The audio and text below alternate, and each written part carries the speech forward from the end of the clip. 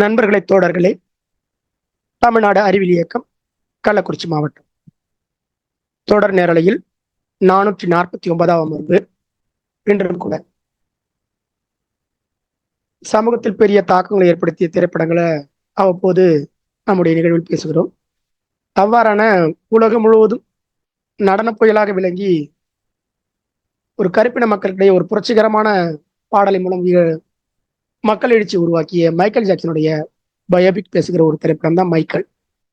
அப்படத்தினை இன்று காண இருக்கிறோம். அதோட இணைந்து ஒரு உலகின் முதல் சயின்ஸ் ஃபிக்ஷன் நாவலான பிராங்கன்ஸ்டைன் படத்தை பற்றி, அதனுடைய அந்த புத்தகத்தை தழுவி எழுதப்பட்ட பிராங்கன்ஸ்டைன் திரைப்படத்தை பற்றி பேச இருக்கிறோம். நிகழ்வின் தொடக்கம் வழக்கம் போல் ஒரு காணொலி.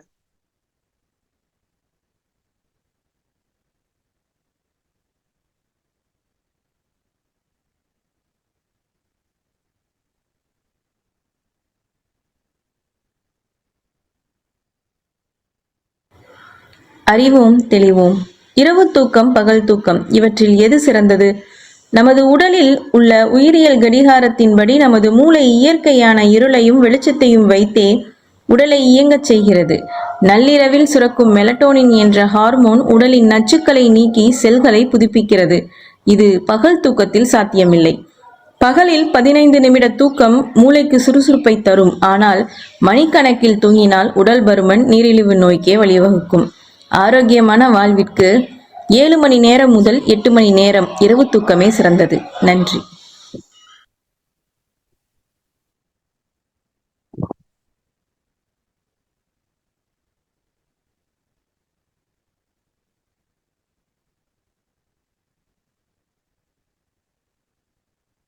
உலகின் பாப் நாயகன் என்று உலக மக்களால் வெகுவாக பாராட்டப்பட்ட மைக்கேல் ஜாக்சனுடைய திரைப்படத்தில் அவருடைய கதாபாத்திரம் ஜாஃபர் ஜாக்சன். திரைப்படத்தோட இயக்குனர் Antoine Fuqua, screen writer John Logan.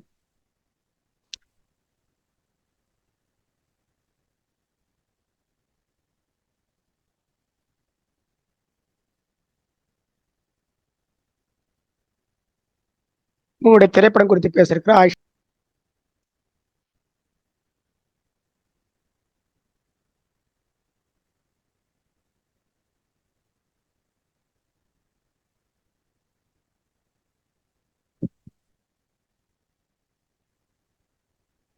நண்பர்களே, தோழர்களே, இன்றைய நிகழ்வுக்கான மிக முக்கியமான காரணம் ஆயிஷா சித்திகா தொடர் தான். அவருக்காக நேற்று ஒரு நிகழ்வு யோசிச்சு அவருக்காக இன்று நிகழ்வாக மாறியது. இன்னொரு காரணம் 449 நிகழ்வுன்றது நிறைய திட்டமிடல் இல்லாம உருவாக்கப்பட்ட நிகழ்வு தான். நாளைய நிகழ்வு அதனை ஒட்டி இந்த நிகழ்வு நடத்தணுன்றதுக்காக. ஆனா அதே நேரத்துல நேற்று அவங்கள்ட்ட பேசிட்டு இருக்கிற பொழுது அவங்க மைக்கேல் ஜாக்சனோட திரைப்படத்தை மிகவும் அவ்வளோ அழகா பேசினாங்க. அந்த படத்தை பத்தி பேசுறப்ப அதுவே பிடிச்சிருந்துச்சு. ஏன்னா பெண் தோழர்ல திரைப்படம் குறித்து விமர்சனம் வழங்குறது ரொம்ப குறைவு. அவ்வாறு வருகிற பொழுது அதனை ரொம்ப உள்வாங்கி பேசுற ஆட்கள் ரொம்ப சொற்பம் தான் இருப்பாங்க. அவங்க பேசியதை அவங்க இந்த திரைப்படத்தை பேசுறது நல்லா இருக்கும். அதே நேரத்தில் மைக்கேல் ஜாக்சன் ஒரு மிக நீண்ட தூர இடைவெளியின பொதுமக்களிடையே ஏற்பட்டிருக்கும். ஏன்னா இறந்து ரொம்ப வருடங்கள் ஆயிடுச்சு. ஆனா இன்றைய ஜென்சி சமூகமும் அவரை கொண்டாடுது. அவர் இன்னைக்கு ஜென்சி சமூகத்தை ரிலேட் பண்ற அளவுக்கான ஒரு வாழ்க்கையே வாழ்ந்திருக்கிறாரு, பாடியிருக்கிறாரு. அவருடைய பாடல்கள் மூலம் கொண்டு சேர்த்திருக்கிறாரு. அவரோட நடனம் இன்னும் கூட அது இந்திய தலைமுறைக்கு ஒரு அப்டேட்டடா இருக்குது அப்படின்னு கூட சொல்லலாம். அப்படியான ஒரு நடன மன்னன். அவருடைய வாழ்க்கை, அவருடைய வாழ்வில் ஏற்பட்ட நிறைக்குறை எல்லாவற்றையும் உள்ளடக்கிய பயோபிக் படத்தை உங்களுடைய வழங்க காத்திருக்கிறார் ஆயிஷா சித்திகா தொடர். நிறைய புத்தக விமர்சனம் வழங்கி அதனுடைய ஒவ்வொரு புத்தகத்தையும் தனக்குன்னு ஒரு பாணி எடுத்துக்கிட்டு வழங்கி அதற்கான ஒரு நிறைவான தன்மை தரக்கூடியவங்க. அந்த வேளை ஆயிஷா சித்திகா தொடர்ல வரவேற்பு சிறப்பத்தில் தமிழக கள்ளக்குறிச்சி மாவட்டம் மிகுந்த பெருமைப்படுகிறது. பாருங்க.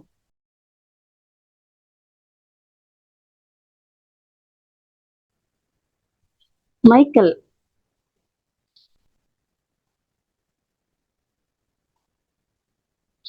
என்ன பேர் சொல்லிட்டு அமைதியா இருக்கிறாங்க அப்படின்னு பாக்குறீங்க. நீங்களும் அமைதியா இருந்தீங்க. ஆனா ஒரு இன்ட்ரோ கொடுத்துட்டு நம்ம அமைதியா இருந்தா எல்லாரும் ஆச்சரியமா கன்ஃபியூஸ்டா பார்ப்பாங்க. ஆனா ஒரு இன்ட்ரோ கொடுத்துட்டு ஒரு 10 நிமிஷம் நின்று இருந்தா அந்த 10 நிமிஷமும் கத்திக்கிட்டே இருப்பாங்க, மயக்கம் போட்டு விழுந்துருவாங்க, அழுவாங்க, அலறுவாங்க. அவர் ஒண்ணுமே பண்ணாம அப்படியே நிப்பாரு.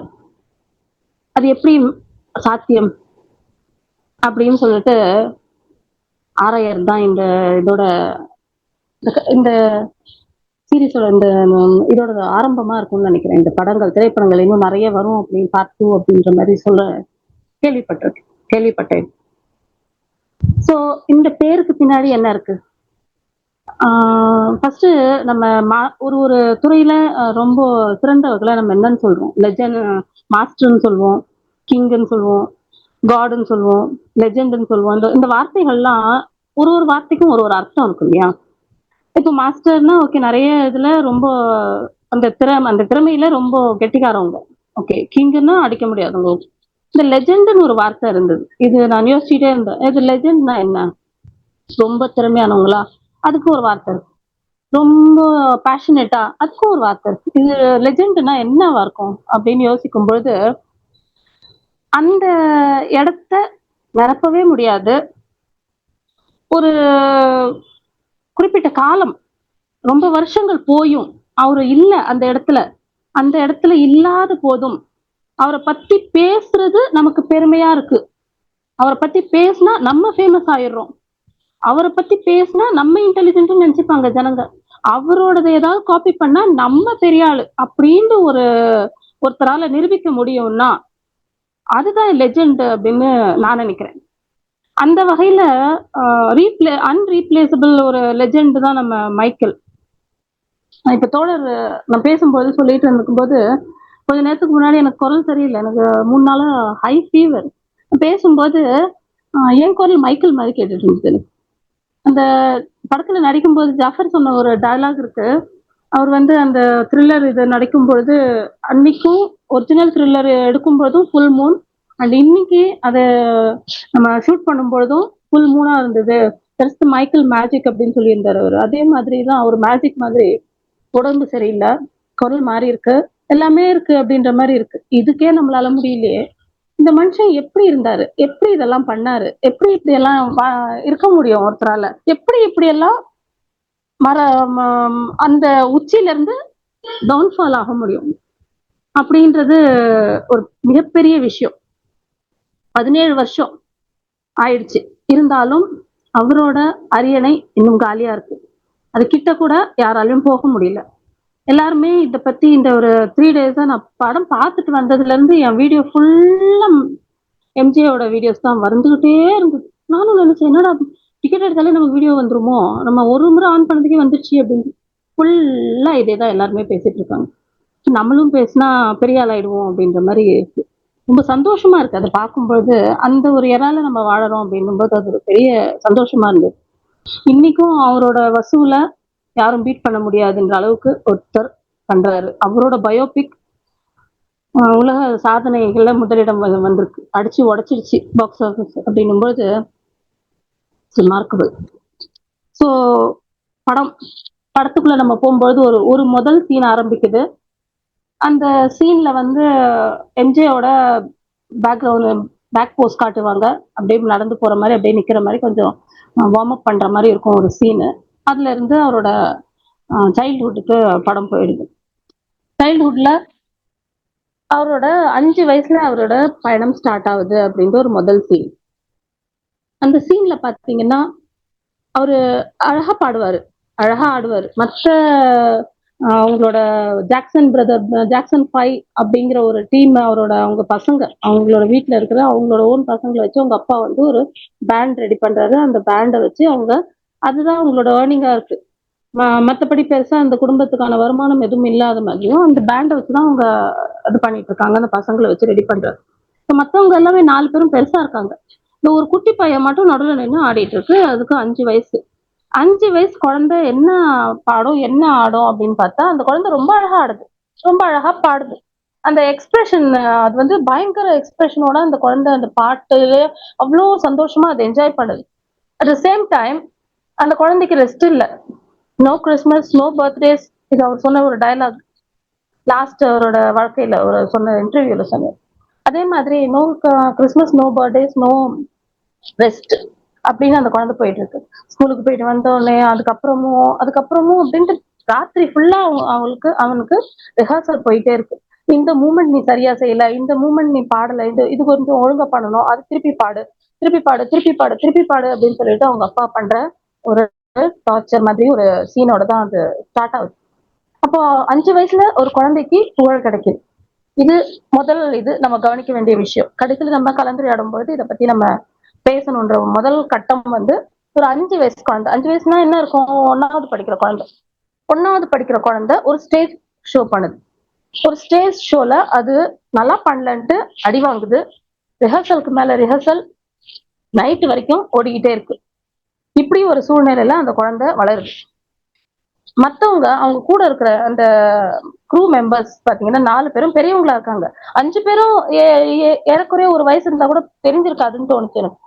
இந்த 4 பேரும் பெரியவங்களா இருக்காங்க. ஓகே, அந்த இதுல இருந்து ஸ்டார்ட் ஆகுது. அப்பாவோட பெல்ட் அடி. அப்பாவோட பெல்ட் அடி வாங்குற குழந்தைங்க எல்லாருமே இப்போ ஒரு நம்ம தலைமுறையில வரைக்கும் தான் அதெல்லாம் பார்த்திருப்போம். அப்பா அம்மா கிட்ட அடி வாங்கி, இதுக்கு மேல எல்லாம் அடி வாங்க முடியாது, அடிக்க கூடாது, சட்டங்கள் இருக்கு. ஓகே, அடி வாங்குனா என்ன ஆகும்? அடி வாங்குறதுல என்ன? அப்பா நல்லதுக்கு தானே பண்றாரு. ஏன்னா அவங்க அப்பா வந்து ஒரு இன்டர்வியூல சொல்லியிருக்கிறாரு, நான் வந்து அவன் நார்மல் பர்சன்ல இருந்து லெஜெண்ட் ஆகினேன். ஏன் அது எம்ஜே வந்து வெறுத்தாரு, அதை பார்க்கலாம். அப்போ வந்து அப்பா வந்து அடிக்கிறாரு. அப்பா அடிச்சுக்கிட்டே இருக்காரு. ரிஹர்சல் பண்ணிட்டே இருக்காங்க. ஒரு இடமா போறாங்க, ரொம்ப ஃபேமஸ் ஆயிடுறாங்க, நிறைய பாடல்கள் பாடுறாங்க. அந்த வயசுக்கான அதிகப்படியான புகழ் எம்ஜேக்கு வருது, மைக்கேல் ஜாக்சனுக்கு வருது. எம்ஜேங்கிறத ஒரு அதுக்கப்புறம் வச்சுக்கிட்ட பேரு. நம்ம இப்போ மைக்கேல் ஜாக்சன்னே சொல்லலாம். அவரு மைக்கேல், மைக்கேல்ங்கிறது ஒரு ஏஞ்சலோட பேரு. மிகாயில்னு குரான்ல வரும், பைபிள்ல மைக்கேல். இது ஒரு ஏஞ்சலோட பேரு. அதாவது அந்த ஏஞ்சலுக்கு என்ன ஒர்க் அப்படின்னா மழை கொடுக்கறது. ஆல்மோஸ்ட் நம்ம வருண பகவான் மாதிரி. ஸோ மைக்கேல் அந்த ஒரு குழந்தை, மைக்கேல் ஏஞ்சலா அது எப்படி மாறுச்சு, அங்க இருந்து ஸ்டார்டிங் பாயிண்ட் என்னவா ஆச்சு. அடுத்து நிறைய சீன்ஸ் அதே மாதிரி. அந்த குழந்தை வளருது, ரொம்ப ஃபேமஸ் ஆகுது, எல்லாரோட பார்வை அந்த குழந்தை மேல வருது, எல்லாரும் அந்த குழந்தைக்காக கூட ஆரம்பிக்கிறாங்க, அவங்களுக்கு பணம் வருது, எக்ஸெட்ரா எக்ஸெட்ரா. அவங்களோட அந்த கதை நகர நகர அந்த வீடோட அமைப்பும் மாறிக்கிட்டே இருக்கும், அவங்களோட லைஃப் ஸ்டைலும் பேக்கப்ல மாறிக்கிட்டே இருக்கிறது நம்ம கவனிச்சுட்டு வரலாம். அவ்வளோ அழகா அவங்க கொண்டு வந்திருப்பாங்க. அடுத்தது இந்த கொஞ்சம் ஒரு டீனேஜ். அந்த டீனேஜ்ல அப்போ ஆல்மோஸ்ட் அவன் ஃபேமஸ், ரொம்ப ஃபேமஸ், ரொம்பவே ஃபேமஸ் ஆன ஒரு டைம் வந்துருது.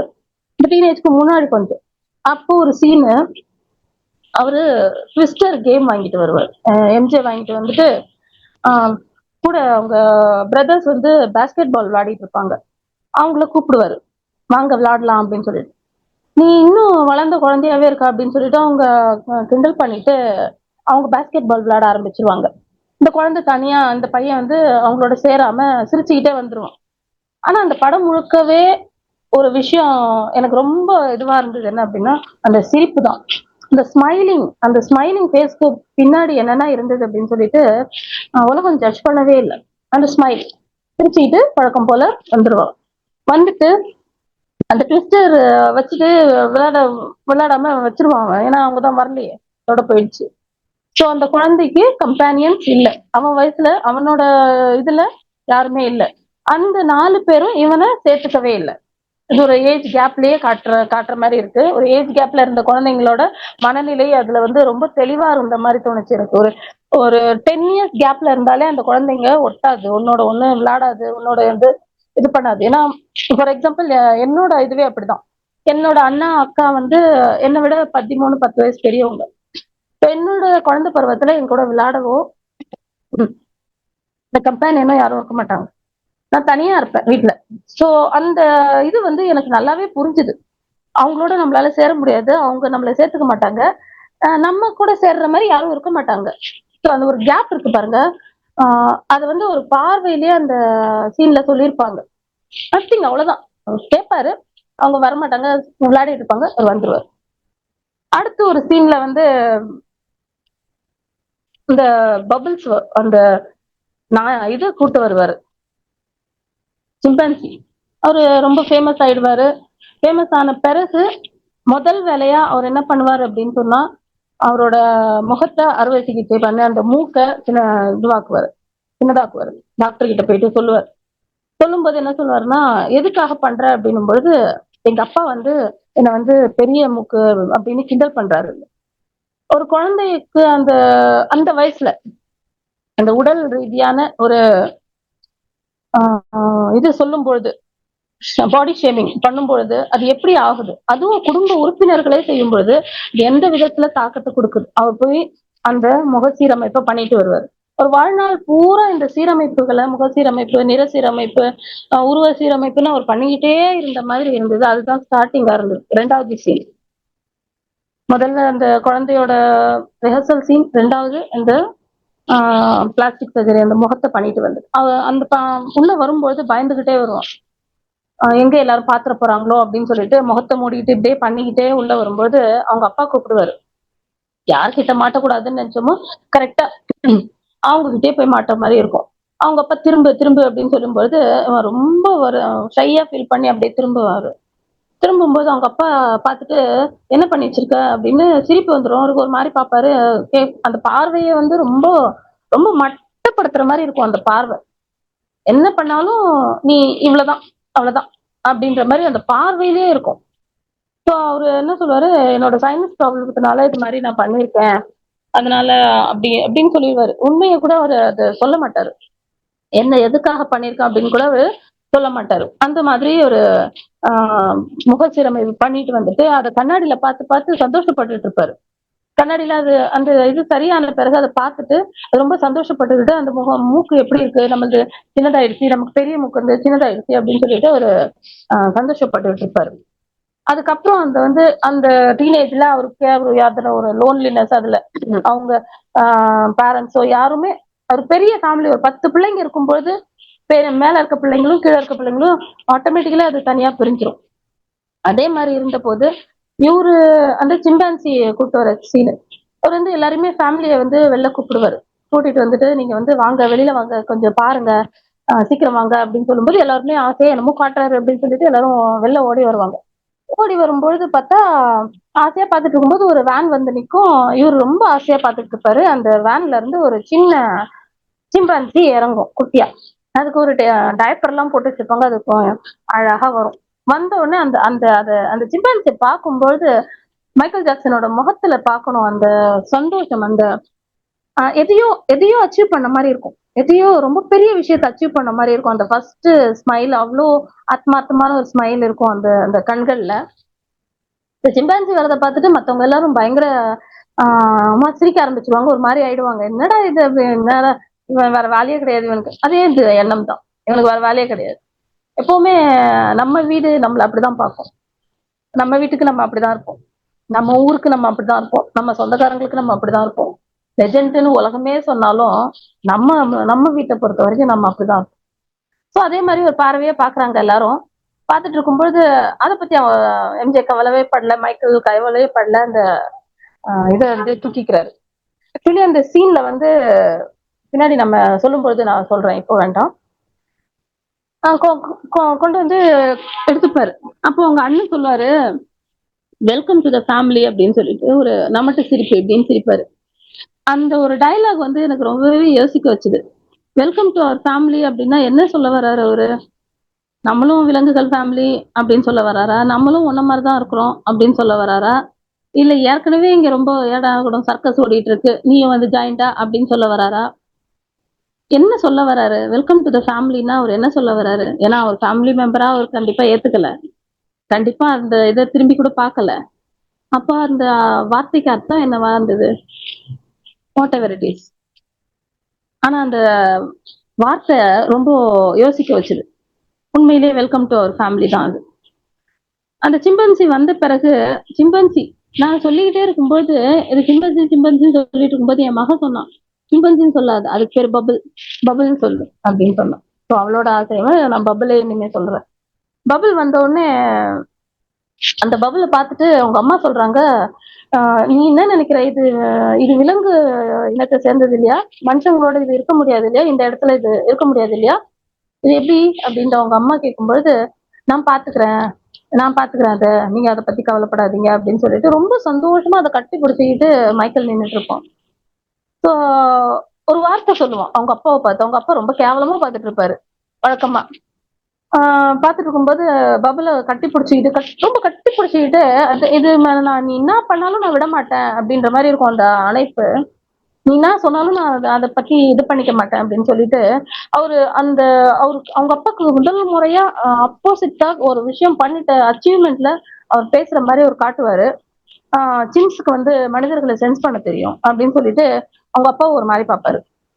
அந்த பார்வையிலேயே அவங்க அப்பாவும் அவங்க மைக்கேலோட ஒரு என்ன சொல்ல நினைக்கிறாங்க அப்படிங்கிறது நமக்கு அவ்வளோ ஸ்பஷ்டமா தெரியும். அவங்க அப்பா ரொம்ப இளக்காரமா எப்படின்னு ஒரு தலையாட்டிட்டு போயிடுவாரு, ஒரு கை சைகை மட்டும் காட்டிட்டு. நீங்க எங்க உட்பட போகுது வழக்கம் போல நம்மளும் பார்த்து பார்ப்பாங்கல்ல அந்த மாதிரி பார்த்துட்டு போயிடுவாரு. அந்த ட்விஸ்டர் கேம் கொண்டு வந்தாரு இல்லையா அவரு எம்ஜே, பிரதர்ஸ்களோட விளையாடணும்னு கூப்பிட்டாரு இல்லையா, அது யாரும் வரல. இப்போ சிம்பன்சி கூட அடுத்து அந்த சீன்ல விளையாடிட்டு இருப்பாரு. எல்லாரும் வரும்பொழுது சின் சொல்லக்கூடாது, என் மக அடிப்பா, பபிள் கூட விளையாடிட்டு இருப்பாரு. பபிள் கூட அந்த ட்விஸ்டர் வச்சு விளையாடிட்டு இருப்பாரு. அவ்வளோ அந்த அந்த ரூமை பாத்தீங்கன்னா, அந்த வீடு அவ்வளோ வசதிகளோட அவங்க சம்பாதிக்க புகழடைய அடைய அந்த வீடு மாறிக்கிட்டே இருக்கும். அவங்களோட லைஃப் ஸ்டைல் மாறிக்கிட்டு இருக்கும். பெரிய பணக்காரங்களா இருப்பாங்க, ஆயிட்டு இருப்பாங்க. பட் மைக்கேலோட ரூமை பாத்தீங்கன்னா ஒரு 5 வயசு குழந்தையோட ரூம் மாதிரியே இருக்கும். டில் தி எண்ட், படம் முடிகிற வரைக்குமே அவரோட ரூம் வந்து அதே மாதிரிதான் இருக்கும். நிறைய புக்ஸ், டாய்ஸ், பொம்மைங்க, கேம்ஸ், இது கூட அந்த பபிள், இந்த மாதிரி ஒரு ரூம். அந்த ரூமை பார்க்கும் பொழுதே அவரோட மென்டாலிட்டி நமக்கு தெரிஞ்சிருது. என்ன மாதிரி குழந்தைத்தனம் அவருக்கு இருக்கு உள்ள, என்ன மாதிரி லைக் பண்றாரு அப்படின்னு சொல்லிட்டு அந்த குழந்தைத்தனம் அந்த ரூமை பார்த்தாலே தெரிஞ்சிருது. அது ரொம்ப சிம்பாலிக் ஷார்ட்ஸ் தான், ரொம்பவே டீப் மீனிங் உள்ள ஒரு சின்ன சின்ன விஷயங்கள் தான். நம்ம மேலோட்டமா அந்த படத்தை பார்க்கும்போது என்ன நத்திங், அப்படியே ஸ்ட்ரெயிட் லைனா அப்படின்ற மாதிரி இருக்கும். பட் நிறைய விஷயங்கள் அதுல இருக்கு, அது நம்ம வந்து கனெக்ட் ஆயிடுறோம். ஆக்சுவலி நான் வந்து எம்ஜேயோட அவ்வளோ பெரிய ஃபேன், டை ஹார்ட் ஃபேன் அப்படியெல்லாம் இல்லை. ஆனாலும் ரொம்ப பிடிக்கும் எனக்கு. அவரோட டான்ஸ் ஒன்னாவது நம்ம ஸ்கூல்ல கிரியேட் பண்ணிடணும் அப்படின்னு சொல்லிட்டு நான் ரொம்ப ட்ரை பண்ணேன்.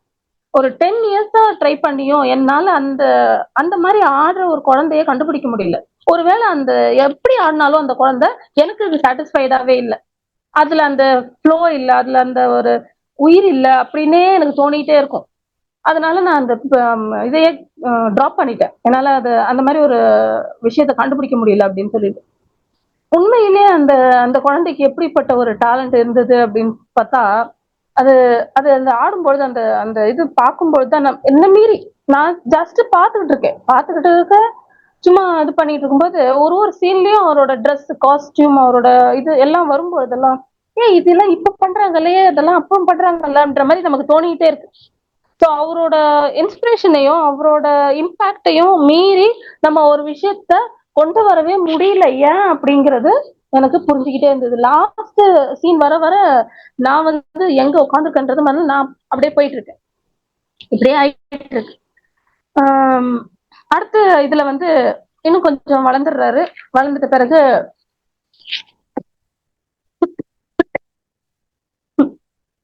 வளர்ந்துட்டு அவரு வந்து தனியா ஆல்பம் பண்ணணும் அப்படின்ற ஒரு முடிவுக்கு வர்றாரு. பட் அவங்க அப்பா வந்து அதுல இருந்து விடுறதா இல்லை. அவங்க அப்பா எப்படியும் அவரை வந்து வெளியில விடுறதாவே இல்லை. அந்த ஜாக்சன் 5 வச்சிருந்து கடைசி வரைக்கும் வச்சிருக்கணும், ஒரு மணி மேக்கிங் மிஷினா தான் அவரை யூஸ் பண்ணணும் அப்படிங்கிறதுல அவரு ரொம்ப தெளிவா இருக்காரு. மத்தவங்களும் அப்படிதான் இருக்காங்க. ஆனா மத்தவங்களோட ஒப்பீனியன் அங்க ஏன் காட்டப்படலன்னு தெரியல எனக்கு. மத்தவங்களோட ஒப்பீனியன் வேறையாதான் இருந்திருக்கும் கண்டிப்பா. அவர் தனியா போறேன் அப்படின்னு நினைக்கும் பொழுது, தனியா போகணும்னு அவரு விரும்பும் போது அவர் என்ன பண்ணிருப்பாங்க, மத்தவங்க எல்லாம் என்ன நினைச்சிருப்பாங்க, இவன் மட்டும் போனா இவன் மட்டும் பெரிய ஆளா அப்படின்னு நினைக்க வாய்ப்பு இருந்திருக்கு. இல்ல இவன் மட்டும் போயிட்டு பெரிய ஆள் ஆயிட்டான்னா நம்ம எல்லாம் என்ன பண்றது அப்படின்னு நினைக்க வாய்ப்பு இருக்கு. இவன் தனியா போயிட்டா நமக்கு என்ன ஆகும், அப்படி அவன் தடுக்கணும் அப்படின்னு நினைக்கவும் வாய்ப்பு இருக்கு. அவன் விட்டுட்டு அவங்க பாட்டுக்கு ஜாலியா அமைதியா இருந்தாங்க அப்படிங்கிறது எந்த இதுல நடந்திருக்குமா அப்படின்னு எனக்கு தெரியல, எப்படி நடந்துச்சுன்னு தெரியல. ஏன்னா நார்மலான ஒரு குடும்பத்துல எப்படி இருப்பாங்க, பிஹேவ் பண்ணிட்டு இருப்பாங்க அப்படின்ற ஒரு நடைமுறைக்கு நான் யோசிச்சேன். ஸோ தனியா போகணும் அப்படின்னு ஒரு முடிவு எடுத்த பிறகு அவர் என்ன பண்றாரு, ஐ நீட் மை ஃப்ரீடம் அப்படின்னு ஒரு முடிவுக்கு வந்துடுறாரு. இதுக்கு மேல நான் குரூப்ல இருக்க மாட்டேன், வெளியில தனியா சோலோ இது ஆஃப் த வால் எல்லாம் பண்ண ஆரம்பிச்சுட்டு அப்போ ஃபர்ஸ்ட் அவரை கூப்பிட்டு பேசும்போது அவங்க என்ன பண்ணணும் அப்படின்னு ஒரு ஒரு ஒரு சீன் நடக்கும். அந்த சீன்ல வந்துட்டு அதுக்கப்புறம் அவர் தான் அவரோட மேனேஜரா இருப்பாரு. அது வரைக்கும் அவங்க அப்பா இருந்தாரு இல்லையா, அதுக்கப்புறம் ஒரு மேனேஜரா இருப்பாரு. அந்த அந்த கேரக்டரோட இவர் என்ன சொல்றாரு, மத்தவங்களெல்லாம் அனுப்பிட்டு அவர்கிட்ட பேசணும் அப்படின்னு சொல்றாரு. அவர் மட்டும் உட்காந்துருப்பாரு. அப்போ என்ன பண்ணணும் அப்படின்னு கேட்கும்போது, முதல்ல எங்க அப்பாவை ஃபயர் பண்ணு அப்படின்னு சொல்லுவாரு. அப்பாவை ஃபயர் பண்றதா, யூ மீன் யுவர் டேட் அப்படின்னு கேட்டுட்டு, ஜோசப் தானே, அவர் அப்பான்னு கூப்பிட மாட்டாரு, ஜோசப்னு கூப்பிட்டு இருப்பாரு. ஜோசப் ஃபயர் பண்ணு அப்படின்னு, யூ மீன் யுவர் டேட் அப்படின்னு கேட்கும்போது ஆமா அப்படின்னு அவர் எதுவுமே சொல்ல மாட்டாரு. சரி எப்படி பண்ணணும், அவர் ஃபயர் பண்ணுன்னு சொல்லிட்டா எப்படி பண்ணணுங்கிற அப்படின்னு கேட்கும்போது ஒரே ஒரு வார்த்தை சொல்லுவாரு, குயிக்லி. அவ்வளவுதான், அவ்வளவுதான் முடிஞ்சு அந்த சீனு. குயிக்லி அந்த அந்த வார்த்தை சொல்லும் பொழுது அந்த கண்ணாடி இறக்கிட்டு அவர் பார்த்துட்டு ஒரு சிரிச்சுட்டு அந்த ஒரு வார்த்தை சொல்லுவார். அவ்வளவுதான். சரி, ஒரு குழந்தையோட இதுல இருந்தே இத பாக்குறோம். ஓகே, இதே அப்பா சைட்ல இருந்து பார்த்தா எப்படி இருக்கும்? ஆப்வியஸ்லி அவங்க வந்து ரொம்ப பயங்கரமா ஒரு இதுல இருப்பாரு. ஏற்கனவே அவர் வந்து டூர் வந்து விக்டரி டூர்ல வந்து இனிமே பண்ண முடியாது அப்படின்னு நிறுத்துறாரு. அப்பாவை ஃபயர் பண்றாரு. அப்போ அந்த அப்பா வந்து அவர்கிட்ட பேசுற சீன் வந்து என்னவா இருக்கு அப்படின்னா, நேரா வராரு, அந்த பேப்பரை எடுத்துட்டு வந்துட்டு இது என்ன நான் ஃப்ரேம் பண்ணி வச்சுக்கணுமா, என்ன இது மாதிரி பண்ணிட்டு இருக்க அப்படின்னு சொல்லிட்டு அவரு பேசுறாரு. பேசிட்டு அவரோட இயலாமையும், அதுக்கப்புறம் இவன் போயிட்டான், இதுக்கு மேல அவனை ஒன்றும் பண்ண முடியாதுன்ற மாதிரி ஒரு நிலைமையில அவங்க அப்பாவை நிக்க வைக்கிறது. அதுக்கப்புறம் அவர் அந்த இதுல இருந்து வெளியில வந்துடுறது. அதுக்கு முன்னாடி வந்து அவர் வந்து தனியா வந்து பண்ணணும் அப்படின்னு சொல்லிட்டு நிறைய கம்பெனிஸ் வந்து அவங்க அப்பா கிட்ட கேட்கும்போது அவங்க அப்பா என்ன சொல்லுவாருன்னா, காலையில இருந்து நைட்டு வரைக்கும் அவன் என் இதுலதான் இருப்பான். நைட்டுக்கு அப்புறம் நீங்க வேணும்னா கூட்டும் போயிடுங்க அப்படின்னு சொல்லிட்டு ரொம்ப நக்கலா பேசுவாரு. நைட்டுக்கு அப்புறம் பண்ணணும்னா பண்ணிக்கோங்க அப்படின்னு சொல்லி அந்த இதுக்கு இவன் பதில் கொடுத்த மாதிரி ஒரு விஷயத்த அவர் செஞ்சு முடிச்சிருப்பாரு. அதுக்கப்புறம் அவங்க அப்பா இல்லாம அவர் ஆரம்பிச்சிருப்பாரு அந்த அவரோட பயணத்தை. அதுக்கப்புறம் இருக்கிற சீன்ஸ் எல்லாமே ரொம்ப யோசிக்க வேண்டிய சீன்ஸ். அதுல ஒரு சீன் வந்து எம்டிவியோட ஒரு எம்டிவில போடணும். இப்போ இவரோட ஒரு ஆல்பம் ரெடியா இருக்கு, இந்த ஆல்பம் எம்டிவில போடணும். எம்டிவில கொடுக்கும்போது அவங்க ஒரு வார்த்தை சொல்லுவாங்க, பிளாக் கிட்னி உன்னோட ஆல்பம் போட முடியாது அப்படின்னு சொல்லிட்டு. கடைசி வரைக்கும் அந்த வார்த்தை தான் அவரோட வாழ்க்கையை துரத்துச்சுன்னு நான் நினைக்கிறேன். கடைசி வரைக்கும் அவரோட டேலண்ட், அவரோட ஃபேம், அவரோட அச்சீவ்மெண்ட்ஸ் எல்லாத்தையும் தாண்டி அந்த ஒரு வார்த்தை தான் கடைசி வரைக்கும் வந்து நின்னுச்சுன்னு நான் நினைக்கிறேன். என்னோட ஃபீல். அந்த எம்டிவில சொல்லிடுவாங்க பிளாக்குக்கு போட முடியாது அப்படின்னு சொல்லிட்டு. ஸோ அவருக்கு தெரிஞ்சவங்க அந்த இன்ஃப்ளூயன்ஸ் பண்ணி போட வைக்கிறதுக்காக எல்லா முயற்சிகளும் அவர் பண்ணும் பொழுது அவரோட அந்த இன்னொருத்தர் வந்து அவருக்காக சில விஷயங்கள் பண்ணுவார். எம்டிவில இருக்கிற ஸ்டாஃப்ஸ் எல்லாம் எடுத்துடுறது, இந்த மாதிரி எல்லாம் நிறைய கொஞ்சம் நெருக்கடி கொடுத்து போட வைக்கிற மாதிரி விஷயங்கள் பண்ணி அவங்க போட வைப்பாங்க. போட வச்ச பிறகு அது பயங்கரமான ஹிட் ஆகி உலகம் முழுக்க ஃபேமஸ் ஆகி அப்படியே ஒரு ஜேர்னி அவரோட தொடங்கும். பட் அந்த எம்டிவி வந்து அதை வச்சு அதுக்கப்புறம் அது பழிவாங்குது. அது படத்துல இல்ல, உண்மையில நமக்கு தெரியும் எம்டிவி மைக்கேலை எப்படி பழி வாங்குச்சு, எப்படி அவமானப்படுத்த நினைச்சது அப்படின்னு சொல்லிட்டு. அதுக்கே பேக் ஃபயர் ஆனதும் நமக்கு தெரியும் ஹிஸ்டரி. பட் அந்த சீன்ல இருந்து தான் அவரோடது வேற மாதிரி உலகம் பார்க்க ஆரம்பிக்குது. அப்புறம் அந்த விக்டரி டூர்ல அவருக்கு ஒரு பெப்சி ஆட்ல வந்து ஒரு ஆக்சிடென்ட் ஆகுது. ஆக்சிடென்ட் ஆகி அடுத்த இது வந்து மிகப்பெரிய விஷயத்த அவரோட வாழ்க்கையில நடந்திருக்கு. அதுக்கு முன்னாடியே அவருக்கு அந்த தோல் வியாதி, ஒரு ஸ்கின் டிசீஸ் ஒன்று வந்துட்டு இருந்தது அவருக்கு. அதை அவர் மறைச்சிக்கிட்டு அவர் பண்ணிக்கிட்டு இருக்கிறாரு. அந்த இதுல போயிட்டு இருக்கும்போது அகெயின் ஒரு பெரிய ஆக்சிடென்ட். என்ன தடைகளை தாண்டினாதான் லெஜண்ட், இவ்வளவு விஷயங்களை மீறி பண்ணாதான் சக்சஸ் அப்படின்றது ஒரு இதுதான், ஒரு உண்மைதான். பட் இருந்தாலுமே எது எது முக்கியமான அடிப்படையோ அவங்களோட பாட்டம் இருக்கு இல்லையா, பாட்டம் லைன் இருக்கு இல்லையா, அந்த அடித்தளத்துல ஆட்டம் காணும் போது அவங்களால அதுல இருந்து மேல வர்றதுங்கிறது இட்ஸ் ஆல்மோஸ்ட் இம்பாசிபிளான ஒரு விஷயம் எல்லாருக்குமே. அந்த மாதிரி ஒரு விஷயம் தான் அவருக்கும் நடக்குது. அந்த ஆக்சிடென்ட்ல இருந்து அவர் மீண்டு வர்றதுன்றது ஆல்மோஸ்ட் இயலாத ஒரு விஷயமாயிடுது. ஏன்னா அவர் மீண்டு வந்துடுறாரு பண்றாருன்றதை தாண்டி டெய்லி அவருக்கு அந்த ஆக்சிடென்ட்னால நடந்த இம்பாக்ட் வந்து அதிகமா இருந்துட்டே இருக்கு வாழ்நாள் முழுக்க. அதுக்கான ஒரு மெடிக்கேஷன்ல போறாரு. அந்த பெயின் கில்லருக்கு அடிக்ட் ஆகுறாரு, டெய்லி அவருக்கு தூக்கம் வராம இந்த இந்த இந்த தொடர் நிகழ்வுகள் வந்து அந்த நிகழ்வுல இருந்து அவர் வெளியிலேயே வரல, வாழ்நாள் பூரா வெளில வரல அப்படிங்கிற மாதிரி ஒரு நிகழ்வு. முதல் சீன்ல அந்த அடி விழுந்ததா ஞாபகம் வச்சுக்கோங்க. ரெண்டாவது அந்த அப்பா இதுல இருந்து வெளில வந்தது, அந்த ஃப்ரீடம் கிடைச்சது. மூணாவது இந்த எம்டிவி அவரு பிளாக்ன்னு சொல்லிட்டு அவாய்ட் பண்ணது. நாலாவது அந்த பெப்சி ஆக்சிடென்ட். இது எல்லாமே அவரோட லைஃப்ல என்னென்ன பாதிப்புகளை ஏற்படுத்துது, ஏன் அது அங்க பேசு பொருளா இருக்கு அப்படிங்கிறது ஒரு விஷயம். அடுத்தது ஒரு ஸ்விம்மிங் பூல்ல ஒரு சீன் இருந்தது. அது வந்து நிறைய பேர் அதை கவனிச்சு வீடியோஸ் போட்டிருந்தாங்க. இந்த வீடியோஸ்ல என்ன அப்படின்னா, உட்காந்துட்டு ஒரு ஸ்விம்மிங் பூல்ல அந்த இதுல மிதந்துகிட்டே பாத்துக்கிட்டு இருப்பாரு. மத்த பிரதர்ஸ் எல்லாம் பேசிக்கிட்டு இருந்துட்டு எழுந்து போக பார்ப்பாங்க, இவர் மட்டும் இருப்பாரு, ஸ்விம்மிங் பூல்ல இருப்பாரு. என்னப்பா நீ வரலையா அப்படின்னு கேட்கும்போது, இல்ல நான் வெயிட் பண்ணிட்டு இருக்கேன். எதுக்கு வெயிட் பண்ணிட்டு இருக்க அப்படின்னா, காட் கிட்ட இருந்து எனக்கு சிக்னல் வந்துட்டு இருக்கு, நான் உட்காந்து அதை ரிசீவ் பண்ணலன்னா அது ஆப்போனண்ட்டுக்கு அவர் கொடுத்துட போறாரு அப்படின்னு நான் வெயிட் பண்ணிட்டு இருக்கேன் அப்படின்னு சொல்லுவாரு. அந்த சீன் வந்து சில்லியா தோணுதா அப்படின்னா இல்ல. இது வந்து அவருன்னா கடவுள் பக்தி அவ்வளவு இது காட்டுறாரு, அவரு காட் கிஃப்டட் சைல்டுன்னு காட்டுறாரா அப்படின்னா அதுவும் இல்லை. இது வந்து ஒரு யோசிக்க வேண்டிய ஒரு விஷயம். வெயிட்டிங் ஃபார் காட் சிக்னல் அப்படின்னு சொல்லுவார் அவரு. அப்புறம் அவர் சின்ன வயசுல இருந்து ஃபர்ஸ்ட் ரெக்கார்டிங் ஆகட்டும், அதுக்கப்புறம் இருக்கிற நிறைய விஷயங்கள்ல எல்லாருமே அந்த ஃபோக்கஸ் பண்ணும்போது நிறைய விஷயங்கள் அவர் செய்யும் பொழுது என்ன ஆகும் அப்படின்னா, செல்ஃப் மோட்டிவேட்டிங் பண்ணிக்கிட்டே இருப்பாரு அவரு. I am beautiful, I am powerful அப்படின்னு சொல்லிட்டு இருப்பாரு. ஐ எம் பியூட்டிஃபுல் பியூட்டிஃபுல் சொல்றது என்னடா பியூட்டிஃபுல் ஒரு ஜென் சொல்லி நான் கேள்விப்பட்டது இல்லை, ஏன் அவர் பியூட்டிஃபுல் அப்படின்றாரு அப்படின்னும் பொழுது அவர் அந்த உருவத்துக்கு இந்த கலருக்கு, இந்த கலர்னால இருக்கிற அந்த ஒரு விஷயம், சமூகத்துல இருக்கிற விஷயத்துக்கு அவர் எந்த அளவுக்கு அவர் மைண்ட்ல ஒரு ப்ரெஷர் விழுந்திருக்கும்னா அவர் இந்த வார்த்தைகளை அவர் கண்டினியூஸா யூஸ் பண்ணிட்டு இருப்பாரு. செல்ஃப் மோட்டிவேட்டிங் பண்ணும்போதும் ஐ எம் பியூட்டிஃபுல் அப்படின்னு சொல்லிட்டு இருப்பாரு. I'm successful, I am intelligent, அதெல்லாம் ஓகே. எனக்கு அந்த வேர்ட் தான் ரொம்ப யோசிச்சுட்டே இருந்தது. ஐ எம் பியூட்டிஃபுல் அப்படின்னு சொல்லிட்டு சொல்லுவார் அவர். சொல்லிதான் அந்த டென்ஷனை குறைச்சிக்கிட்டு அந்த பாட்டை ஆரம்பிப்பாரு முதல் ரெக்கார்டிங் இருக்கும்போது. அப்புறம் அந்த மேனேஜர்ஸ் கேட்பாங்க, என்ன உனக்கு அப்படியே உலகம் பூரா ஃபேமஸ் ஆயிடணும்னு ஆசையா, எல்லாருக்கும் தெரியற மாதிரி ரொம்ப இதாயிடணும்னு ஆசையா, ஓவர் நைட்ல அவ்வளவு பெரிய அவார்டெல்லாம் வாங்கிடணும்னு அவ்வளோ கனவுகள்லாம் இருக்குல்ல உனக்கு அப்படின்னு சொல்லிட்டு ஒரு இதுவா நம்பிக்கை எல்லாமே கேட்கும்போது அவர் சொல்லுவாரு, எனக்கு அது தெரியுது, ஐ கேன் சி அப்படின்னு சொல்லுவாரு. ஐ கேன் சி, எல்லாம் நடக்க போறது எனக்கு தெரியுது அப்படின்னு ஒரு வார்த்தை சொல்லியிருப்பாரு. இந்த சீன்ஸ் எல்லாமே நமக்கு சும்மா ஜஸ்ட் லைக் தட் அப்படின்ற மாதிரி தோண இருக்கலாம். பட் இதுல ஒரு கனெக்டிவிட்டி இருக்கிறதா நான் நினைக்கிறேன். அடுத்து அவரோட லாஸ்ட் சீன் இப்படியே போயிட்டு இருக்கு, அவர் ரொம்ப ஃபேமஸ் ஆயிடாரு, ஃபுல்லா நடந்துட்டு இருக்கு. அவரோட இந்த படத்தோட லாஸ்ட் சீன் வருது. ஃபர்ஸ்ட் சீன் அவரோட பேக் போஸ்ட் காட்டினாங்க இல்லையா, அந்த பாட்டு வரும். அந்த சீனு, அந்த சீன்ல அந்த ஃபேமஸ் மூன் வாக், அந்த ஃபேமஸ் அந்த க்ளோ, அந்த ஃபேமஸ் சம்திங் எல்ஸ் எல்லாமே அந்த ஹேப்பன், அந்த சீன் வந்து அந்த இது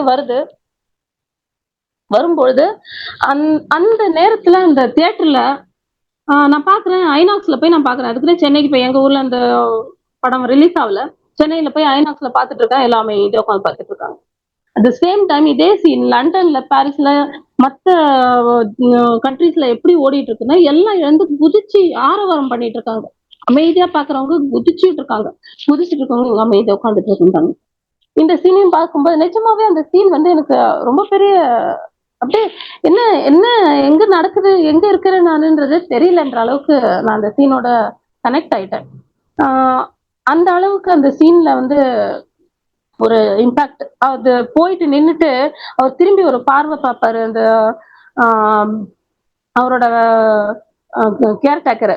அவர் வந்து செகண்ட் ஃபாதர் அப்படின்னு சொல்லிட்டு அவர் சொல்லிட்டு இருப்பாரு, அந்த இன்டர்வியூஸ்ல சொல்லுவாரு ஜாக்சன். அவர் வந்து பின்னாடி நின்றுட்டு இருப்பாரு. அவர் திரும்பி ஒரு பார்வை பார்த்து ஒரு சின்ன ஸ்மைல் பண்ணிட்டு அந்த ஸ்டேஜுக்கு அவர் போவார்.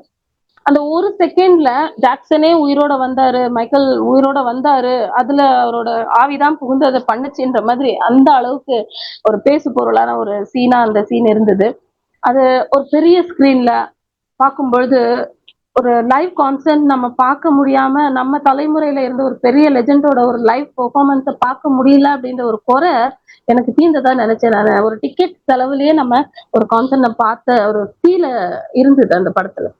அவ்வளோ சந்தோஷத்தோட, அவ்வளோ ஒரு ஆஹ் ஒரு பெரிய சந்தோஷம், ரொம்ப பெரிய ஒரு ஃபீல் அப்படின்ற ஒரு கொடுத்த ஒரு மூமெண்ட் அது.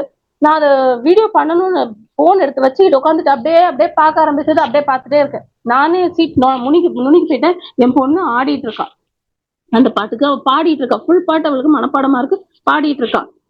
என்ன எப்படி இப்படி அப்படின்னு சொல்லிட்டு நான் பார்த்துட்டே இருக்கிறேன். அந்த சீன் முடிஞ்சிருச்சு. இன்னும் கொஞ்ச நேரம் இருந்திருக்கலாம்ன்ற மாதிரி இருந்தது. 1988 வரைக்கும் தான் அவரோட ஜேர்னி அந்த படத்துல காட்டப்பட்டிருக்கு. அதுக்கப்புறம் பார்ட் 2 பார்ட் 3 வரும் அப்படின்ற எதிர்பார்ப்பு நம்ம கிட்ட அதிகமா இருக்கு. எப்போ வரும்ன்றதும் இருக்கு, வருமா வராதான்ற கொஸ்டின்ஸும் இருக்கு. இது வரைக்கும் இந்த படம். இதுக்கப்புறம் இந்த படம் நமக்கு கொடுக்குற விஷயங்கள் என்ன கொடுக்க போகுது? இந்த படத்துல ஜாஃபரை பத்தி நம்ம சொல்லியே ஆகணும்.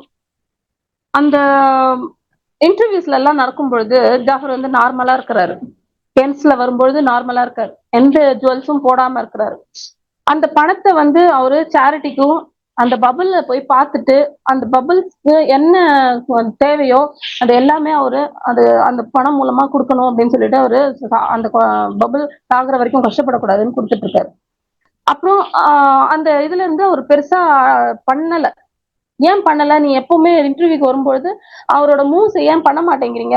ஏன்னா அந்த குழந்தை நடித்த நடிகர் இது வந்து ஒரு மாதிரி பண்ணிட்டே இருக்கிறாரு, மைக்கேல் மாதிரியே பண்ணிட்டு இருக்காரு. ஆனா இவர் பண்ணல. ஏன் அந்த மாதிரி பண்ணல அப்படின்னு கேட்டா அவர் சொல்றாரு, இது என்னோட ஃபேமிலியை நான் ஹானர் பண்ணணும், என்னோட அங்கிளை நான் ஹானர் பண்ணணும், என்னோட அங்கிளோட மூவ்ஸ் சீப்பா விளம்பரப்படுத்த கூடாது, என்னோட அங்கிளோட மூவ் சீப்பா நான் விளம்பரப்படுத்த விரும்பல அப்படின்னு சொல்லிட்டு என்னோட சுய வாழ்க்கை ஒண்ணு இருக்கு, அதை நான் பாக்குறேன். அங்கிளோட ஷேடோவா நான் இருக்க விரும்பல. ஆனா அங்கிளுக்கான ட்ரிபியூட்டை நான் கரெக்டா செய்யணும் அப்படின்றதுக்காக அவ்வளவு கஷ்டப்பட்டு நான் பண்ணேன் அப்படின்னு சொல்லிட்டு உண்மையிலே ஒரு 3 வருஷம் ஒரு உழைச்சதுக்கான உழைப்பு நிஜமா நம்ம அதுல ஜாஃபரை பார்க்கவே முடியாது. எல்லா பயோபிக்லயும் இவரை மாதிரி ஒருத்தர் இவரு அந்த மாதிரி நடிச்சிருக்காங்க, இந்த மாதிரி எல்லாம் நடந்திருக்கு அப்படின்னு சொல்லிட்டு நம்ம வேற ஒரு முகத்தை தான் நம்ம இவங்க அப்படின்னு நினைச்சிட்டு அந்த கதையை தான் நம்ம யோசிச்சுட்டு இருப்போம். அந்த பர்டிகுலர் நடிச்சிருக்கிற ஆள் வந்து அவங்க இல்லைன்னு நமக்கு நல்லாவே தெரியும். எல்லா பயோபிக்லயும் அப்படிதான் இருக்கும். ஆனா இந்த பயோபிக்ல அது ஜாஃபரை நம்ம எந்த ஒரு இடத்துலயும் பார்க்கவே முடியாது, எந்த ஒரு சீன்லயும் பார்க்கவே முடியாது.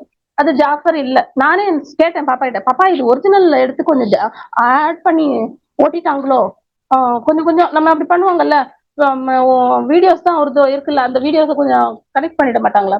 இல்ல மம்மி கனெக்ட் பண்ணல அப்படின்னு சொல்லிட்டு ஒரு ஒரு இதையும் அவரோட வாய்ஸையும் அவர் ட்ரெயின் அப் பண்ணாராம். டெய்லி 6 ஹவர்ஸ்க்கு ட்ரெயின் அப் பண்ணாராம் அந்த வாய்ஸ் வரத்துக்கு. 90% அவர் தான் பேசியிருக்கிறாரு. ஸோ அந்த ஜாஃபர் ஜாக்சனோட உழைப்பு வந்து மிகப்பெரிய விஷயமா இருக்கு எனக்கு. அதுக்கப்புறம் இவரை ஜாக்சனா தான் உலகம் பார்க்குமோ, இதுக்கப்புறம் இவரை வந்து நார்மலா இருக்க விட மாட்டாங்களோன்ற எண்ணமும் இருந்தது. அந்த அளவுக்கு அவர் அதுவாவே மாறிட்டு இருந்தாரு. மாறுறது மட்டும் இல்லாம ஸ்டேஜ்ல இருந்து இறங்கினோடனே அவர் இல்ல நான் இல்ல வேற அப்படிங்கிறாரு. ரொம்ப ரொம்ப நல்ல ஒரு இதுவா இருந்தது. அதை வச்சு ஒரு ஃபேமாக இதுவும் பண்ணவோ விரும்பல அப்படின்னு.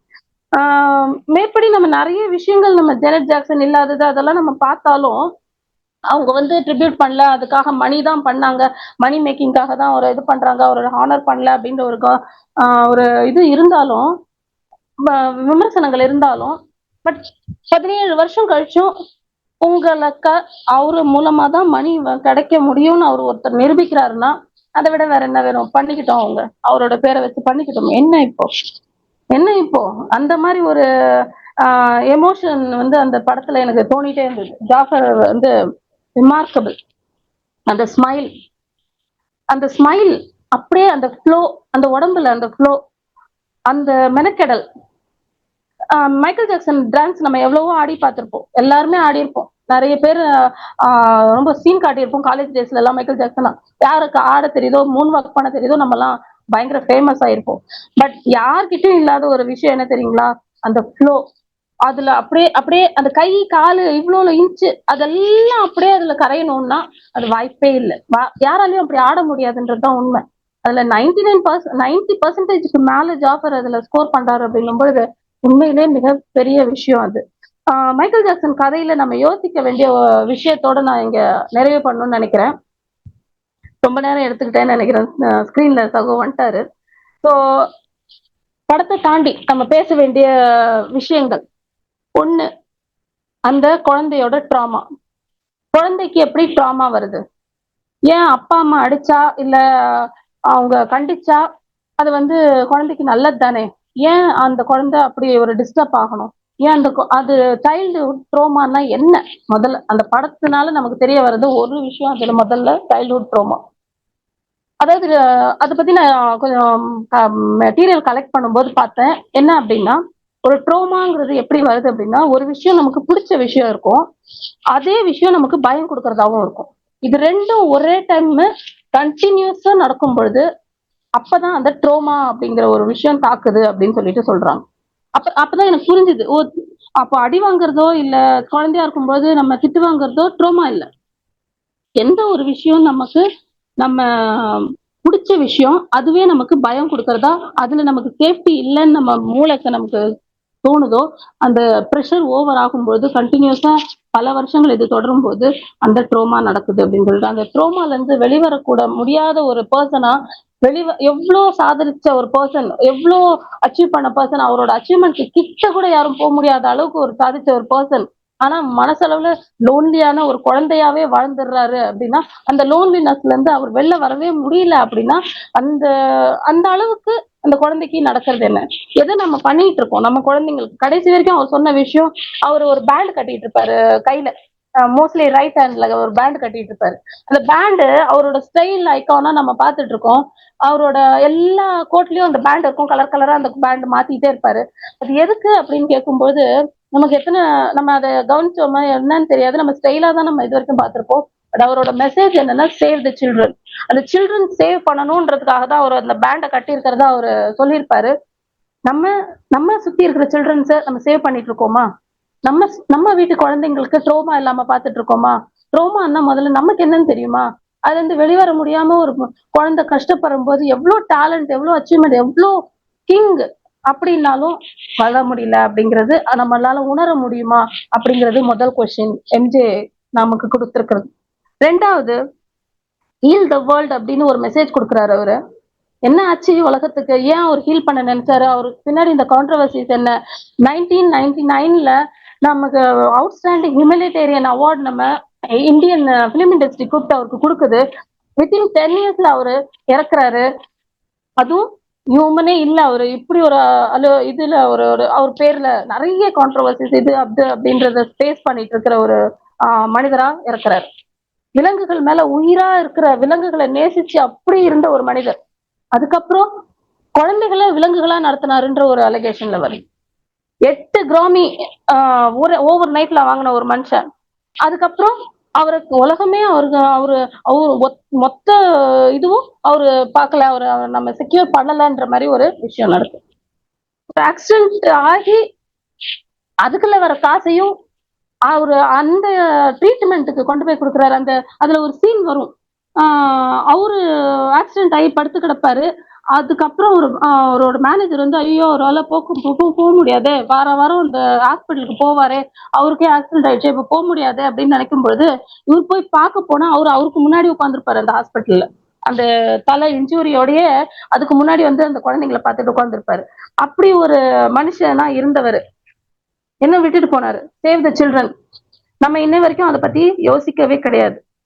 இது எல்லாத்துக்கும் பின்னாடி ஒரு லெஜண்ட் எப்படி பார்க்கணும், ஒரு சமூகம் எப்படி காப்பாற்றணும் அப்படின்றது ஒரு சமூகத்துக்கான கேள்வியா, ஒரு சாட்டை அடியா அவர் சொல்லிட்டு போயிருக்கிறாரு. நம்ம இன்னும் அதை பத்தி தெரிஞ்சுக்காமலே இருக்கிறோம். ஒரு நிறவெறி எது அளவுக்கு நம்மளை பாதிச்சிருக்கு. ஒரு ஒரு வியாதி, ஒரு ஸ்கின் டிசீஸ் வந்ததை வெளியில அவரால் சொல்ல முடியல. அவரு ஆனா, அவரு பொண்ணா, அவர் ஏலியனா, ஒரு மனுஷனா, ஒரு செலிபிரிட்டியை இப்போ இருக்கிற ஒரு வண்டு முருகன், வட்ட செயலாளர் வண்டு முருகனா இருந்தாலும் நண்டு முருகனா இருந்தாலும் நம்ம கை வைக்க முடியாது. ஒரு சின்ன ஒரு செலிபிரிட்டி, யூடியூப் செலிபிரிட்டியை கூட நம்ம அந்த அளவுக்கு பேசிட முடியாது. ஆனா உலக அளவுல அவர் கிட்ட கூட நெருங்க முடியாத அளவுக்கு ஒரு கிங் அப்படின்னு இருந்த ஒரு மனுஷனை அந்த அளவுக்கு டார்ச்சர் பண்ணி போலீஸ்காரங்க பண்றாங்க அப்படின்னா எதனால பண்ணாங்க? எந்த நிறவெறி அடிப்படையில அவரை துரத்திக்கிட்டு இருந்தாங்க? எந்த நிறவெறி அடிப்படையில எம்டிவி அவரை கூப்பிட்டு அவமானப்படுத்துச்சு? எந்த நிறவெறி அடிப்படையில அவரு அவ்வளவு ஜெயிச்ச பிறகும் ஓடிக்கிட்டே இருந்தாரு? கடைசி வரைக்கும் அவரை கை கொடுக்க முடியாம நம்ம சமூகமே அவரை அழிச்சிட்டதா நான் நினைக்கிறேன். அவருக்கு கை கொடுக்க நம்ம போகவே இல்லை. ஏன் அப்படிங்கிற ஒரு கொஸ்டினோட தான் அந்த படம் முடியுது. அந்த கொஸ்டின் அவரு கேட்கறதா தான் நான் நினைக்கிறேன். எம்ஜேயோட 5 million people around the world இருக்கும்பொழுது 4.8 மில்லியன் ஃபேன் எம்ஜேக்கு. உலகமே வெளி உலகமே தெரியாத ஒரு ஐலாண்டோட தீவு வாசிகளுக்கு எம்ஜேவை தெரிஞ்சிருக்கு. இப்பேற்பட்ட சாதனையாளர் நம்ம கேட்டு இருக்கணும்ல கேள்வி, அவர் செஞ்சிருப்பாரா இல்லையான்றது உங்களுக்கும் தெரியாது, எனக்கும் தெரியாது. ஆனா அவர் செஞ்சிருக்க கூடுமா அப்படிங்கிறது கேட்டா நான் இல்ல அப்படிங்கிறது தான் உங்களோட பதிலும் என்னோட பதிலுமா இருக்கும். அப்படி ஒரு மனுஷனை காக்க தவறிய சமூகம் நம்ம. ஸோ இந்த நிறைவேறியும், இந்த சைல்ட்ஹுட் ட்ரோமாவும், இந்த போராட்டங்களும், இந்த ஒரு லெஜண்ட் நம்ம சொல்லி கொடுத்த விஷயங்களும் நம்ம எந்த அளவுக்கு யோசிக்கணும் அப்படிங்கிறது தான் இன்றைய நான் அவரோட கொடுக்குற கான்ட்ரிபியூட்டா நினைக்கிறேன். உண்மையிலேயே அவரை எல்லா துறையிலும் சிறந்தவங்களை காட் ஆஃப் அப்படின்னு சொல்லிட்டு ஒரு சல்யூட்டேஷன் கொடுப்பாங்க. இன்ன வரைக்கும் உலகம் அவரை கிங் ஆஃப் பாப்னு தான் சொல்லுது. ஏன் காட் ஆஃப் பாப் சொல்லல? ஏன்னா அவரு இருந்த இனம் அடிப்படையில அவரை காடா ஏத்துக்க யாராலையும் முடியலன்னு நினைக்கிறேன். உண்மையிலேயே அவரை கிங்கு மட்டும்தான் வச்சிருக்கிறாங்க. இவங்களுக்கு எல்லாம் காடா இருக்க வேண்டிய இதுவே இல்லை. அவர் உண்மையிலேயே ஒரு லெஜெண்டை காக்க தவறிய சமூகம், இன்னும் லிவிங் லெஜெண்ட்ஸையும் காக்க தவறிக்கிட்டு இருக்கிற சமூகம். அடுத்து நம்ம என்ன பண்ண போறோம்ன்ற கேள்வியோட எம்ஜேயோட வாழ்க்கையை நான் இங்க கொடுத்துருக்கேன். என்னால முடிஞ்ச அளவுக்கு, எனக்கு புரிஞ்ச அளவுக்கு. மற்றபடி கலந்துரையாடல மறுபடியும் வரும். நன்றி. நன்றி தோழர். மைக்கேல் ஜாக்சனுடைய வரலாறை மீண்டும் சீர்தூக்கி பார்த்து அதனுடைய பல்வேறு உள்ளடக்கமான பிரச்சனைகள், சமூகத்தில் அவருக்கு ஏற்பட்ட இழப்பீடுகள் எல்லாம் கேள்வி கேட்கும் விதமாக ஒரு உரையை கொடுத்துருந்தீங்க. நன்றி. அடுத்த திரைப்படம் பிராங்கன்ஸ்டைன், அதனை பற்றி பேசிப்போம். அனைவருக்கும் வணக்கம். திமிங்கில வேட்டை என்ற இந்த புத்தகம் வந்து ஹெர்மன் மெல்வில் அப்படின்றவர் எழுதியிருக்காரு. இவர் நியூயார்க்ல பிறந்தவர், 1819 பிறந்திருக்கிறாரு. இதை வந்து மோகன ரூபன் அப்படின்றவர் தமிழ்ல கொடுத்திருக்காரு. இந்த புத்தகம் சொல்றது என்ன அப்படின்னா, உண்மையிலேயே இவர் பார்த்து அனுபவிச்ச இந்த கப்பல் பயணத்துல கடல்ல நடக்கிற மீன்கள் வேட்டையை பத்தி தான் இந்த புத்தகம் கொடுத்திருக்காரு. காட்டுக்கு யானை எப்படி அதிசயமோ, அதனுடைய தந்தங்களுக்காக அவை எப்படி அழிக்கப்படுகிறதோ, அந்த மாதிரி கடல்ல இருக்கிற திமிங்கலங்களை எண்ணெய்க்காக அழிக்கிறத வந்து இவர் பார்த்து அனுபவிச்சு 1.5 வருடங்கள் கப்பல்ல பயணம் வேலையில இருந்திருக்கிறாரு. அப்போ பார்த்ததுல இருந்து உண்மையில நிகழ்ந்ததை வச்சு எழுதின புதினம் தான் இந்த புத்தகம். இது வந்து 150 வருஷத்துக்கு முன்ன எழுதியிருக்காங்க. 1851 எழுதியிருக்கிறாரு அவரு மெல்வில். 78 வகைகள் திமிங்கலங்கள் இருக்கு அப்படின்னு சொல்றாரு. ஸ்பெர்ம் திமிங்கலம் வந்து பல்லுள்ள திமிங்கலங்களில் மிக பெரியதான். ஆண் திமிங்கலம் வந்து 18 மீட்டர் நீளம் இருக்குமா. இதுல இருந்து கிடைக்கிற எண்ணெய்க்காக தான் இது அழிக்கப்பட்டிருக்கு. இதுக்கு தொல்லை கொடுக்காத வரைக்கும் இந்த திமிங்கலங்கள் கப்பலையோ மனிதர்களையோ ஒண்ணுமே பண்றது இல்லையா. ஆசாப் இஸ்மாயில் அப்படின்ற ஒரு முக்கியமான கேரக்டர் இந்த புத்தகத்துல வருவாங்க. அவங்க 2 பேரோட சேர்ந்த குழுக்கள் தான் இந்த திமிங்கலங்களுக்கு எவ்வளவு தொல்லை கொடுத்தாங்க அப்படின்றதுல இருந்து அவை அந்த திமிங்கலங்கள் இவங்களை என்ன பாடுபடுத்துச்சு அப்படின்றத இந்த புத்தகத்துல தெரிஞ்சுக்கலாம் நாம. புலியோட முதுகுல பயணம் செய்பவன் வந்து அதனோட வயிற்றில் பயணத்தை முடிக்க வேண்டி வரும் அப்படின்ற ஒரு சீன பழமொழிக்கு ஏற்ப இந்த திமிங்கல வேட்டையில போனவங்க எல்லாரும் என்ன மாதிரி ஆனாங்கன்றதை இந்த புத்தகத்தை படிச்சு நாம தெரிஞ்சுக்கலாம். நன்றி. நன்றி தோழர்.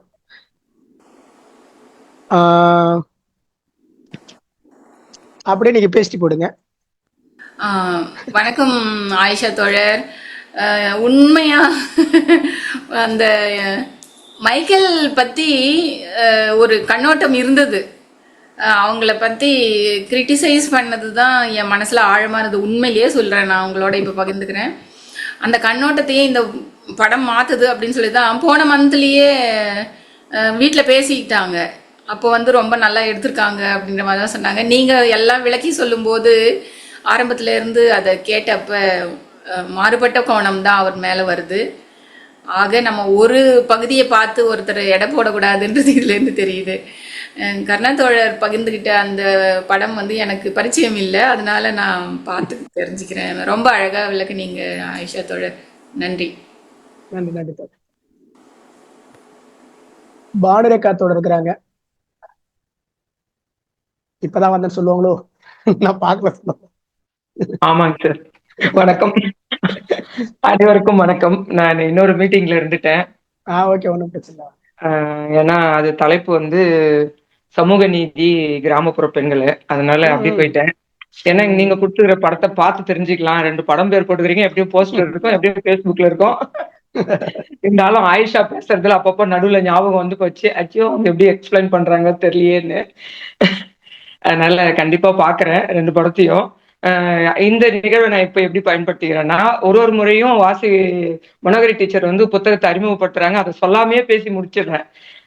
அதனால ஒரு நிமிடம் புத்தகத்தை தொடர்ச்சியா வெற்றிகரமா, அப்ப இதுக்காவது இவங்க ஐயோ ஒரு வாரத்துக்கு ஒரு புத்தகம் படிச்சிடுறாங்களேன்னு கொஞ்சம் பொறாமையா இருக்குது. ஏன்னா ஒரு டாஸ்க், ஒரு குறிக்கோள் வச்சாதான் வந்து முடிக்க முடியும், இல்லைன்னா வேற வேலைகள்லாம் எங்களை இழுத்துரும். அதை மீறி அவங்க இந்த ஒரு நிகழ்வை சிறப்பா தொடர்ந்து சேர்ந்து வர்றதுக்கு வாழ்த்துக்கள் தெரிவிச்சுக்கிறேன். ஆயிஷாக்கும் வாழ்த்துக்கள். நான் பின்னாடி பாத்துக்கிறேன்ப்பா, ஏன்னா படம் பாக்குறது ரொம்ப குறைவு. இவர் ஏதாவது போட்டாருன்னாதான் அந்த மாதிரி படங்களை கொஞ்சம் தேடி போய் பார்ப்பேன். ஏதாவது சில படங்களை குழுவுல போடுவாரு, அப்ப மட்டும்தான். அதனால பாக்குறேன் நானு. நன்றிங்க சார். நன்றி. எஸ். ஜெயலட்சுமி தோழர் வீட்டம்மா இருக்கிறாங்க. பேசுங்க ஜெயலட்சுமி தோழர். தோழர்கள் அனைவருக்கும் வணக்கம். ஆயிஷா தோழர் வந்து பேசின அந்த படம் வந்து ரொம்ப சூப்பரா இருந்துச்சு. அந்த படத்தை நிறைய பார்த்த மாதிரியே ஒரு ஃபீல் இருந்துச்சு. அவர் எப்படி ஃபீல் பண்றாரு, அந்த சின்ன வயசுல எந்த மாதிரி எல்லாம் அவரு துன்பத்தெல்லாம் அனுபவிச்சிருக்காரு அப்படின்றத நம்ம உணர முடியுது. சாதாரணமா தான் நம்ம அவரு வந்து அவனால நிறைய கான்ட்ரவர்சிஸ், நிறைய விஷயங்கள் தான் நம்ம தெரிஞ்சிருக்கோம். நான் அவர் சின்ன வயசுல இருந்து ஒரு ஸ்டேஜ்லயும் எந்த வகையான பிரச்சனையெல்லாம் ஃபேஸ் பண்ணிருக்காரு. ஸ்கின் டிசீஸ்ல அதை மறைக்கிறதுக்காக அவர் என்னென்ன போராட்டங்கள்லாம் அவருக்குள்ளே நடந்திருக்கும் அப்படின்றத எல்லாத்தையும் நல்லா தெளிவா நல்லா அழகா ஒரு பார்த்த மாதிரியே ஒரு இதுவாக இருந்துச்சு. அந்த இளத்தோழர் அவங்க சொல்ற விதம் இப்போ லாஸ்ட் டைமும் பேசினப்போ பார்த்துருந்தேன், அதுவும் நல்லா இருந்துச்சு. எப்பவும் அதே மாதிரியே நல்ல ஒரு ஸ்டோரியை நம்ம கண் முன்னே கொண்டு போய் சேர்த்திருக்காங்க. நன்றி. அமிர்தா கருணாகரன் அவருடைய ஃபில்ம் வந்து நானும் பார்த்துக்கேன். அவர் இப்போ சொன்ன விஷயம் பாத்தீங்கன்னா அப்படியே அந்த படத்துல என்ன நடந்துச்சோ அதை எல்லாம் என் கண்ணு முன்னே வந்துச்சு. இன்னும் சயின்டிபிக்கான விஷயத்த இன்னும் கொஞ்சம் நல்லாவும் கொஞ்சம் தெளிவுபடுத்தி சொன்னாரு. படத்தை பார்க்கும்போது தான் அது என்னுடைய ஃபீல் வந்து இங்க இருக்கிறவங்க எல்லாரும் உணர முடியும். அப்படி இருக்கும் எல்லாமே ரெண்டு பேருமே நல்லா சொன்னீங்க. கடைசியா மனோகரி தோழர் ஒரு நிமிஷத்துல ஒரு புத்தகத்துல இருக்கிற விஷயத்த புரிஞ்சு நமக்கு வந்து ஒரு மோட்டிவேஷனாக தான் இருந்துச்சு. நன்றி. நன்றி நன்றி தோழர். அனிஷா பேசுவாங்களா? அனிஷா இருக்காங்களா? நீங்க இருக்குதா இருக்காங்களா? அனிஷா பேசுமா. மாலை வணக்கம் தோழர்களே. மாலை வணக்கம் தோழர்களே. 2 படங்களை பத்தி நம்ம தோழர்கள் ஆயிஷா ஜலால் அவர்களும் கருணாகரன் தோழரும் பேசியிருக்காங்க. 2 படங்களுமே எனக்கு ரொம்ப க்ளோஸ் டு ஹார்ட் மூவிஸ் தான் நான் சொல்லணும். நான் வந்து ஃப்ராங்கன்ஸ்டே வந்துட்டு கொஞ்ச நாட்களுக்கு முன்னாடி பார்த்தேன், ஒரு மாசத்துக்கு முன்னாடி பார்த்தது. மைக்கேல் வந்துட்டு நான் மைக்கேல் ஜாக்சன் ஃபேன்ன்றதுனால அம்மாவை கூட்டிட்டு நான் இழுத்துட்டு போயிட்டேன், இந்த மாதிரி பார்க்கணும் அப்படின்னு சொல்லிட்டு. பார்த்த போது இந்த மாதிரி எனக்கு நான் முன்னாடியே வந்துட்டு நிறைய விஷயம் அவரை பத்தி தெரியும், நிறைய விஷயம் பார்த்து அவரோட பாட்டுலாம் ரொம்ப பிடிக்கும். ஆனா ஒரு கட்டத்துல நானுமே மேபி ஹீஸ் கிரிமினல் அப்படின்ற ஒரு பாயிண்ட் ஆஃப் வியூ வந்துட்டேன். இந்த விஷயங்கள்லாம் அப்புறம் படத்தை பார்த்ததுக்கு அப்புறம் அவரை பத்தி நிறைய தெரிஞ்சுட்டு அப்புறம் எனக்கு தெரிஞ்சுட்ட ஒரு விஷயம் என்னன்னா, இந்த land of hate the persons who love are the criminals அப்படின்ற மாதிரி அவரு சும்மா இருந்திருந்தா கூட வாழ்க்கையில நல்லா இருப்பாரு போல. எல்லாருமே போயிட்டு நல்லது பண்றேன், நான் வேர்ல்ட ஹீல் பண்றேன்னு சொல்லி கிரிமினல் பட்டம் வாங்கினது, அது அந்த அளவுக்கு கொடுமை எதுவுமே கிடையாது. அந்த ஒரு அவங்களோட ஸ்டோரிய நம்ம ஆயிஷா தோழர் ரொம்ப அழகா சொன்னாங்க. அப்புறமா டிராகன் சீன் அப்படின்ற படம் ஒரு நிஜமாவே கர்நாடகன் சொன்ன மாதிரி 2 படமே ஒரு ஹியூமன் எமோஷன்ஸ், ஒரு எம்பத்தி பத்தி பேசுற ஒரு படங்களா இருக்கு. அந்த ஒரு எம்பத்தி அழகா சொல்ற ஒரு இதுவா 2 படங்களுமே இருக்கு அப்படின்ற மாதிரி டிராகன் சீன் படம் வந்துட்டு அந்த ஒரு நார்மலா புரிஞ்சுக்க முடியாது. நமக்கு ஒரு அவங்களோட பெர்ஸ்பெக்டிவ்ல இருந்து அவங்களோட ஷூஸ்ல இருந்து நம்ம யோசிச்சு பார்க்கணும். அத ஒரு கர்நாடகன் சொல்லும் போதே வந்துட்டு அவர் ரொம்ப ஆடியோ கொஞ்சம் நான் சவுண்ட் கொஞ்சம் மைக்ல ஏதாவது சவுண்ட் கேட்கலையா? இப்ப கேக்குது. கொஞ்சம் கம்மியா இருக்கு. கருணாகரன் தோழர் அவர்கள் வந்துட்டு ரொம்ப உருக்கமா ரசிச்சு பார்த்திருக்காரு அப்படின்றது நான் தெரிஞ்சுக்கிட்டேன். ரொம்ப அழகா இருந்துச்சு. நான் திரும்பி போயிட்டு ஒரு டிவி வாட்ச் பார்க்கலாம் அப்படின்ட்டு இருக்கேன். அதனால ரொம்ப நன்றிங்க 2 பேருக்குமே. அனிஷா வந்து அடுத்து ஒரு படத்தை பார்த்துட்டு பேசணும். அனிஷாவுக்கு இன்னைக்கு உடம்பு சரியில்லாதனால நான் அவங்களதான் பேச சொன்னேன், பேசு பாப்பா அப்படின்ட்டு. அப்புறம் இல்ல நீ ரொம்ப ஆசையா வரும் பார்த்த, நீ சொல்லு அப்படின்னு சொல்லிட்டு அவங்க எனக்கு விட்டு கொடுத்தாங்க. ஓகே ஏன்னா சொல்லுங்க. கொடுக்குற அளவுக்கு நான் பெரிய ஆள் இல்ல. அது உன் குரல்ல வர்றப்ப இன்னுமே இந்த ஜெனரேஷன் புரிஞ்சுக்கணும்ல. ஏன்னா எங்க ஜெனரேஷன்ல அவரை பத்தி நிறைய ஃப்ரேம் போட்டுருக்கு, நிறைய குற்றச்சாட்டுகள். ஆனா எனக்கு தெரியாம மைக்கேல் ஜாக்சன் மேல எனக்கு எந்த குற்றச்சாட்டும் உண்மைன்ற நம்ம என் மனசு ஏத்துக்கவே இல்லை. அப்ப இருந்தே ஏத்துக்கிடல. நிறைய அவரை பத்தி சோர்ஸ் வந்துட்டு இருக்கு, இப்படி சின்ன பிள்ளைங்களை இப்படி அப்படிலாம் சொல்லிட்டு இருக்கோம். அது ஏன் தோணல? ஒருவேளை அவரை வந்து ஒரு ஒடுக்கப்பட்ட பகுதியிலேருந்து மேல வந்த ஒரு மனுஷன் அப்படி பண்ணிட மாட்டாரோ அப்படின்றப்ப நம்மளுக்கு இருக்கிற ஒரு சிந்தனையே நமக்கு தெரியல. அப்படி பண்ண வேண்டிய அவசியம் அவருக்கு இல்லை. ஏன்னா அவர்கிட்ட இருக்கிறது அவ்வளவு கோடிக்கணக்கான சொத்து அவருக்கு எல்லாம் இருக்குது. அவர் அப்படி பண்ண வேண்டிய அதை மறைக்கிறதுக்கும் நிறைய ஏற்பாடெல்லாம் இருக்குது. ஆனா அதெல்லாம் ஏன் பண்ணாம போறாரு? அவர் ஒரு பெரிய ஹாலிவுட்டோட ஒரு பெரிய இது நடக்குது. அந்த வியாபாரத்துக்கு பின்னாடி ஒரு நெருக்கடி இருக்குது. அந்த நெருக்கடியை வந்து இவரை வந்து துஷ்பிரயோகம் பண்றது மூலம் சம்பாதிக்க நினைக்கிறாங்க.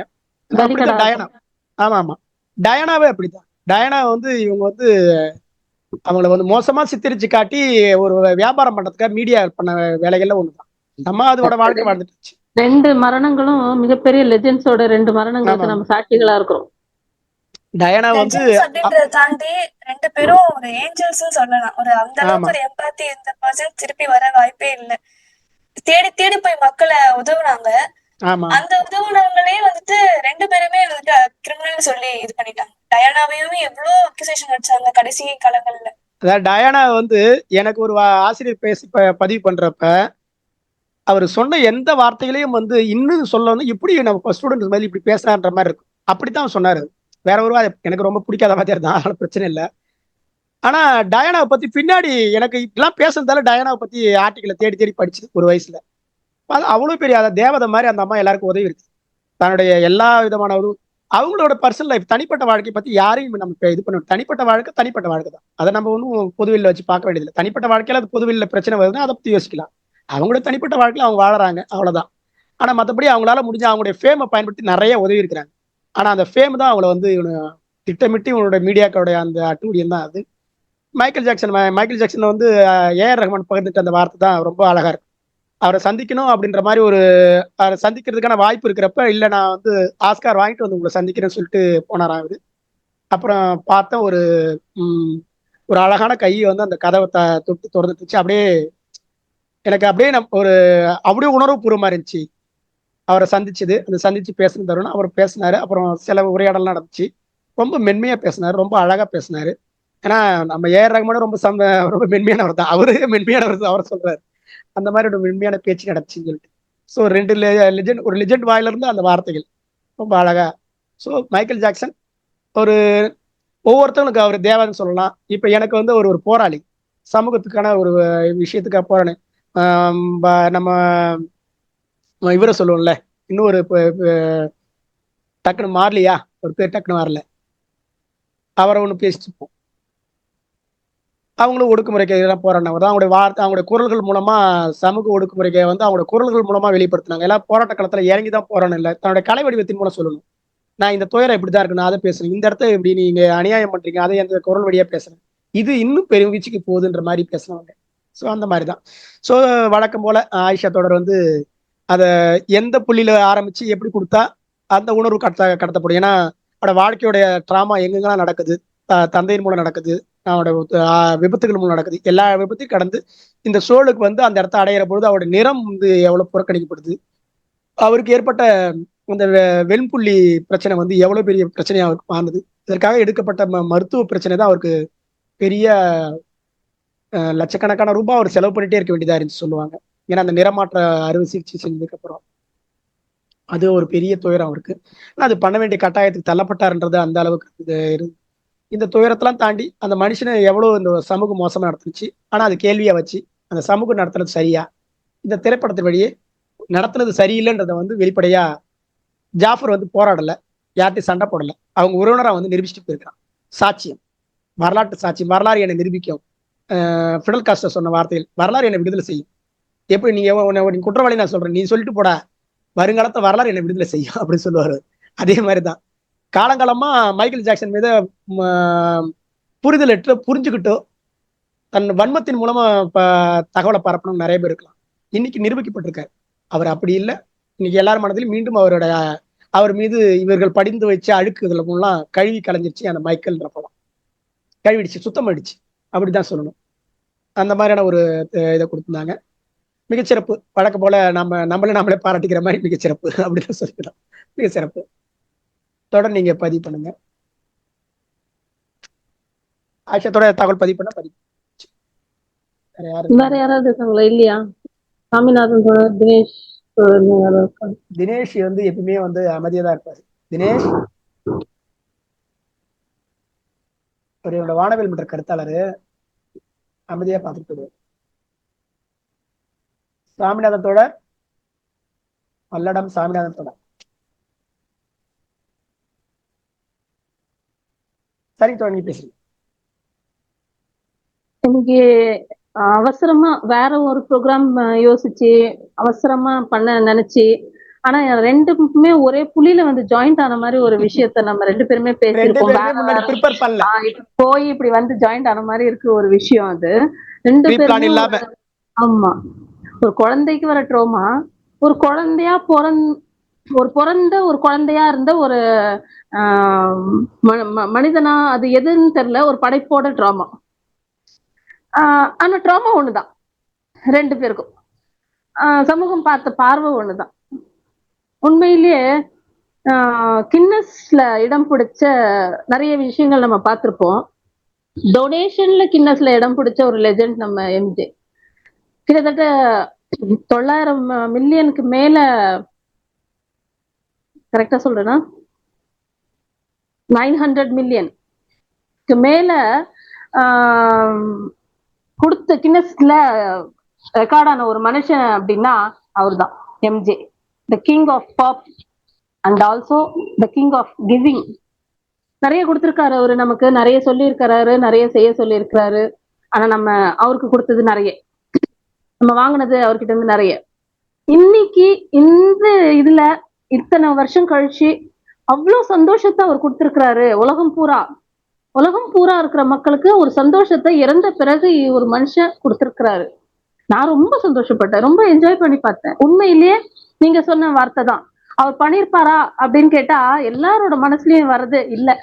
அந்த இல்லைன்ற ஒரு வார்த்தை வந்துச்சு இல்லையா, அப்ப நம்ம சமூகம் வந்து அவர்கிட்ட ஒரு மன்னிப்பு கேட்கணும். வாழும் லெஜெண்ட்களை நம்ம அப்படிதான் தொலைச்சிட்டு நம்ம அவ்வளோ பெரிய ஆளுன்ட்டு அப்புறம் வச்சு வரலாறுல பேசிட்டு இருக்கோம். அது தேவையில்லை. வாழும் லெஜெண்ட்கள் நம்மளோட நிறைய பேர் இருக்காங்க. அவங்களுக்கு அந்த அநீதியை நம்ம சமூகம் செய்யாமலும், நம்ம குடும்பத்துல இருக்க குட்டி குழந்தைங்க லெஜெண்ட்ஸுங்களை அந்த இதுல விடாமலும் நம்ம பாத்துக்கிட்டா, அவரோட சொல்ற ஒரு மெசேஜ் நம்ம கொண்டு போயிட்டா, சேவ் த சில்ட்ரன் நம்ம இந்த ப்ரோக்ராமோட ஒரு ஸ்டேட்மெண்டா கொடுக்கலாம். அந்த படத்தோட ஸ்டேட்மெண்ட்டும் அதுதான். எவ்வளவு பெரிய சாதனைகள் புரிஞ்சாரு, என்ன பண்ணாருன்னு எனக்கு தெரியாது. இன்னைக்கும் ஒரு எவ்வளவு பெரிய சந்தோஷத்தை பாக்குறவங்களுக்கு கொடுத்திருக்கிறாரு அப்படின்னா அவரை பத்தி பேசினது எனக்கு ரொம்ப பெரிய சந்தோஷம். ரொம்ப சந்தோஷப்பட்டு இதை நான் பேசினேன். இதுக்கு வாய்ப்பு கொடுத்ததுக்கு கலந்துகிட்ட எல்லாருக்கும் நன்றிகள். வாய்ப்பு கொடுத்த சகோதரருக்கும் நன்றிகள். சகோதரர் பேசினதுல ரொம்ப அழகா அந்த இது வந்து ரொம்ப பயமா இருந்தது. நிஜமா அதை பார்க்கணும்னு ரொம்ப ஆசையா இருந்தது. அதை பார்த்துட்டு அவர்கிட்ட தனிப்பட்ட கருத்துக்களை நான் சொல்லுவேன். ரொம்ப அழகா அவர் சொன்னாரு. அது எனக்கு ரொம்ப பிடிச்சிருந்தது. 2 பேரோட கருத்தும் ஒத்து போனதுல. நன்றி. நன்றி தொடர். பிராங்கன்ஸ்டைன் படம் வந்து உங்களுக்கு நான் சொன்னதுல ஏதாவது புரியாம இருந்தா அது நான் சொன்னதுலதான் பிரச்சனை. ஆனா அந்த படம் ரொம்ப புரிஞ்சிச்சு. ஏன்னா அந்த படம் அவ்வளவு அழகான படம். நான் திருப்பி இன்னைக்கு கூட பார்த்தேன். இன்னும் நேத்து பார்த்துருக்கணும். நேத்து வேற இது காரணமா பார்க்க முடியாது. இனிமே பாக்குறப்ப நான் இன்னும் ஒண்ணு யோசிச்சேன். நான் அந்த படத்தை ரொம்பவும் பார்க்க ஆரம்பிச்சுன்னா நான் உங்களை பேச விட தடுத்துருவேன். கண்டிப்பா அந்த இது வந்துடும். அதே மாதிரி நான் முதல்ல பேசியிருந்தேன்னா நான் ரொம்ப நேரம் எடுத்துட்டு இருப்பேன். சோ அதுதான். ஏன்னா நேரத்தை நான் திருநதுக்கு மன்னிக்கணும். இல்ல நான் இந்த நேரம் போதும். இந்த நேரம் போதும். ஆனா எனக்கு மைக்கேலை பத்தி நிறைய போய் சேரணும். என் மனசுல ஓடுனது மைக்கேலை பத்தி நிறைய போய் சேரணும். பிராங்கன்ஸ்டைன் ஒரு புனைவு நாவல். அந்த நாவலை நான் வேற. ஆனா ஒரு மனுஷன் வாழும் லெஜெண்டு. அந்த லெஜெண்ட் நான் வந்து ஏதோ ஒரு ஆர்வத்துல பேசி நான் நிறைய நேரம் பேசி அது உங்களுக்கு குறைவா கொடுத்துட்டு கூடாதுன்றது ஆரம்பத்துல இல்ல நீங்க பேசுங்க முதல்லன்றது அது சொன்னதுக்கான காரணம். ஏன்னா பிராங்கன்ஸ்டைன் பேசுனா இன்னும் பேசிட்டே இருப்பேன் நான். ஏன்னா அது எனக்கு அவ்வளவு பிடிக்கும். அந்த நாவல் உருவானது அவங்க பேசி கிண்டல் அடிச்சுட்டு பேசிட்டு இருந்து அந்த கதாபாத்திரத்தை வடிவமைக்கிறப்ப ஒவ்வொரு ஸ்டிச்சிங் பண்றப்ப மேல அந்த மேக்கப் பண்றப்ப அந்த மேக்கப்போட ஒரு முன்னாடி பாக்குறப்ப அந்த மனுஷன் அவ்வளவு அழகா இருப்பாரு. Australian actor. நல்ல வாட்ட சட்டமான அப்படியே அவர் மேக்கப்ல மாத்தி அவர் கர்ண கொடூரமா ஒரு மாதிரி ரோபோ மாதிரி எல்லாம் இல்லை. நீ வந்து எல்லா இடத்தையும் அறுவை சிகிச்சை செய்து நடக்க முடியாத ஒருத்தர் நடந்து போனா எப்படி இருக்கும் அந்த மாதிரி. அந்த முகம் அவ்வளவு பெரிய ஆளு. ரொம்ப உயரமான மனுஷன். அந்த டைரக்டர் சொல்றப்ப ஒரு வார்த்தை பதிவு பண்ணுவாரு. இந்த கதாபாத்திரத்துக்கே இந்த மனுஷன் பிறந்திருக்கிறானோ அப்படின்னு நினைச்சோம் நாங்க ஒரு நேரத்துல. இப்படி ஒரு கதாபாத்திரத்தை பின்னாடி உருவாக்க போகுது. இதுக்கு வந்து ஒரு மனுஷன் தேவைப்படுவான்றதுக்காக இயற்கையே அவர் உருவாக்கி இருக்குதோ அப்படின்னு நினைச்சாங்க. அப்படிலாம் அளவுக்கு அந்த ஒரு ஜாஃபர் வந்த மாதிரி அந்த மாதிரி உண்மையிலே எம்ஜேக்காகவே ஜாஃபர் பிறந்தானோன்ற மாதிரி இருக்கும் எனக்கு. அதனால இந்த மாதிரி விஷயங்களோட உள்ளடக்கியது. சாமிநாதன் தொடர் அன்மியூட்ல இருக்கிறீங்க. ஆமாங்க. நான் வந்து ஆரம்பத்துல இருந்து இல்லைங்க, இறுதி பாகமாத்தான் வந்தேன். யூடியூப்ல பார்த்து கேட்டு தெரிஞ்சு கொள்கிறேன். நன்றி, வாழ்த்துக்கள் என்னை எல்லாத்தையுமாக்கி. நன்றி நன்றி நன்றி. ஓகே தொடர்ல நாளைக்கு 450வது அமர்வு 7ஆம் ஆண்டு தொடக்கம். அதை நம்ம சிறப்பா கொடுக்கறதுக்காக யோசிச்சு தலைப்பு ஒண்ணுமே பெருசா இல்லை. உங்களுக்கு நம்பர் 1 இல்ல உங்களை ரொம்ப பிடிச்ச புத்தகம் அதை பத்தி நீங்க எல்லாருமே ஃப்ரீயா பேச போறீங்க. இது எந்தவித சிறப்பு அழைப்பாளர் இல்லாத நிகழ்வு. அனைவரும் உங்களுக்கு பிடிச்ச புத்தகத்தை பத்தி ஒரு 2 நிமிஷம் ஒரு 5 நிமிஷம் அப்படி பேசிட்டு போற மாதிரியான ஒரு நிகழ்வு. ஜாலியா வாங்க. 7ஆம் ஆண்டு பயணம். இந்த நிகழ்வுல இருக்கிற பல நிறை குறைகள்லாம் இருக்கலாம். அதெல்லாம் கூட சொல்லலாம். சீர்தூக்கி பேசலாம். இன்னும் இதை சேர்க்கலாம்னு சொல்லலாம். எதை வேணாலும் சொல்லலாம். ஆனா எல்லாரும் பேசணும்னு நினைக்கிறப்போ எல்லாரும் கொஞ்சமா நேரத்தை எடுத்துக்கங்க. அவ்வளவுதான். அதிகமான நேரத்தை எடுத்துட்டு எல்லாரும் பேச முடியாது. நிறைய பேர் வாங்க. அன்போடு அரவணைக்கிறது என்னன்னா வளர்க்கறது என்னன்னா நிறைய பேர் வர்றப்ப அது ஒரு சந்தோஷம். ஒரு நிகழ்வை எடுத்துட்டு போறப்ப அந்த எண்ணிக்கை கொடுக்குறப்போ ஒரு சந்தோஷம் கிடைக்கும். அது மீண்டும் தொடர்ச்சியா நடக்கிறது இருக்கு. நான் எனக்கு இன்னைக்கு பிராட்காஸ்ட்ல எனக்கு வந்து அந்த எண்ணிக்கை முடிஞ்சிருச்சு. ஒரே ஒரு மெசேஜ் தான் அனுப்ப முடியும். ஸோ அதனால யாருக்கு மெசேஜ் வேற அனுப்ப முடியல என்னால. நாளைக்கு கொஞ்சம் அந்த ஒரு மெசேஜை பயன்படுத்தி அனுப்புறேன். கண்டிப்பா எல்லாரும் கலந்துங்க. மீண்டும் மீண்டும் உரையாடுவோம். வாசிப்பு எவ்வளவு முக்கியன்றதை தொடர்ச்சியா பயணிக்கிறோம். வாசிப்போம். சிறு கூட்டங்களா இருந்தாலும் பெருங்கூட்டங்களா இருந்தாலும் செய்யற செயல் தான் முக்கியன்ற மாதிரி சொல்லிக்கிட்டு மீண்டும் பயணப்படும். மீண்டும் ஆயிஷா சித்திகா தொடருக்கு மிகச்சிறந்த நன்றிகள். தொடர்ச்சியா அறிவும் தெளிவு கொடுத்துருக்காங்க சுதா பழனிசாமி தொடர் இந்த நேரத்துல. ஏன்னா 6ஆம் ஆண்டு நிறைவுன்றதை எல்லாருக்கும் ஒரு நன்றி சொல்லணும். மிக நீண்ட காலம் தொடர்ச்சியா கூட பயணப்படுறாங்க. பானரேகா தொடர், வாசிக்கு தொடர் 6ஆம் ஆண்டு முடிவுல அவங்களுக்கு நன்றிகள். சிந்தன் தொடருடைய அந்த தொடர்பு வந்து 6ஆம் ஆண்டை முடிச்சு வச்சிருக்கோம் நாங்க. ஆமா 6ஆம் ஆண்டை இன்னைக்கு முடிச்சு வைக்கிறீங்க. இன்னைக்கு இடம் முடிச்சு வைக்கிறீங்க. அந்த முடிச்சு வைக்கின்றப்ப இவங்களுக்கு எல்லாம் நன்றிகள் சொல்ல இருக்குது. சாமிநாதன் தொடர் பல நேரங்கள் அவருடைய ஸ்டேட்டஸ்ல நம்ம நிகழ்வு வைப்பார். அவரு பெரிய நம்மளுக்கு லிசனர். தொடர்ச்சியா கவனிப்பாரு. தொடர்ச்சியா நம்ம இது பண்ணுங்களாம் தொடர், இது பண்ணுங்களாம் சொல்ற ஆளு. அவருக்கும் இன்னும் பல தோழர் இருக்கிறாங்க. அநேகமா அவங்க வருகிற பொழுது அவங்களுக்கு முன்னாடி அந்த நன்றி சொல்றது சரியா இருக்கும். கண்டிப்பாக அந்த செயலை செய்து கொண்டு தொடர்ச்சியாக பயணிப்பு என்று கூறிக்கொண்டு அனிஷா ரொம்ப முக்கியம். அனிஷா மூலமா இந்த மைக்கேல் ஜாக்சனை பார்த்தா எப்படி இருந்திருக்குன்ற மாதிரி இன்னும் ஒரு மனசுக்குள்ள ஓடிச்சே இருக்கு. நல்லா இருந்திருக்கும். அதனால அனிஷாவோட பேச வச்சு மீண்டும் ஒரு நாள் பார்ப்போம். நான் அடிக்கடி நடுவில் அம்மாவோட கேட்டுதான் ஏதாவது படிச்சிருக்கிறியா ஏதாவது பேசுறியான்னு சொல்லிட்டு தான். நான் ஒரு வாட்டியும் உன்னை விடலை, கேட்டுதான் இருக்கிறேன். இல்ல பார்க்க ஏதோ ஒர்க் இருக்குது அப்படின்னு சொல்லுவாங்க. அதனால தான் விட்டுருப்போம். அதனால அந்த வகையில ஜெயலட்சுமி தொடர் இப்பதான் விமர்சனம் வழங்க வந்திருக்கிறாங்க. அவங்களுக்கு நன்றிகள். தொடர்ச்சியாக பயணிப்போம். மீண்டும் மீண்டும் நாளை நிகழ்வுக்கு வந்துருங்க. மீண்டும் இருகரம் கூட்டி அனைவரையும் அன்புடன் அழைக்கிறேன். 7ஆம் ஆண்டு தொடக்க அமர்வு உங்களுடைய வருகை அதை சிறப்பாக என்று கூறிக்கொண்டு மீண்டும் ஆஷா தொடர்பு நன்றிகள் கூறி விடுப்பது தமிழர் கள்ளக்குறிச்சி மாவட்டம். நன்றிகள்.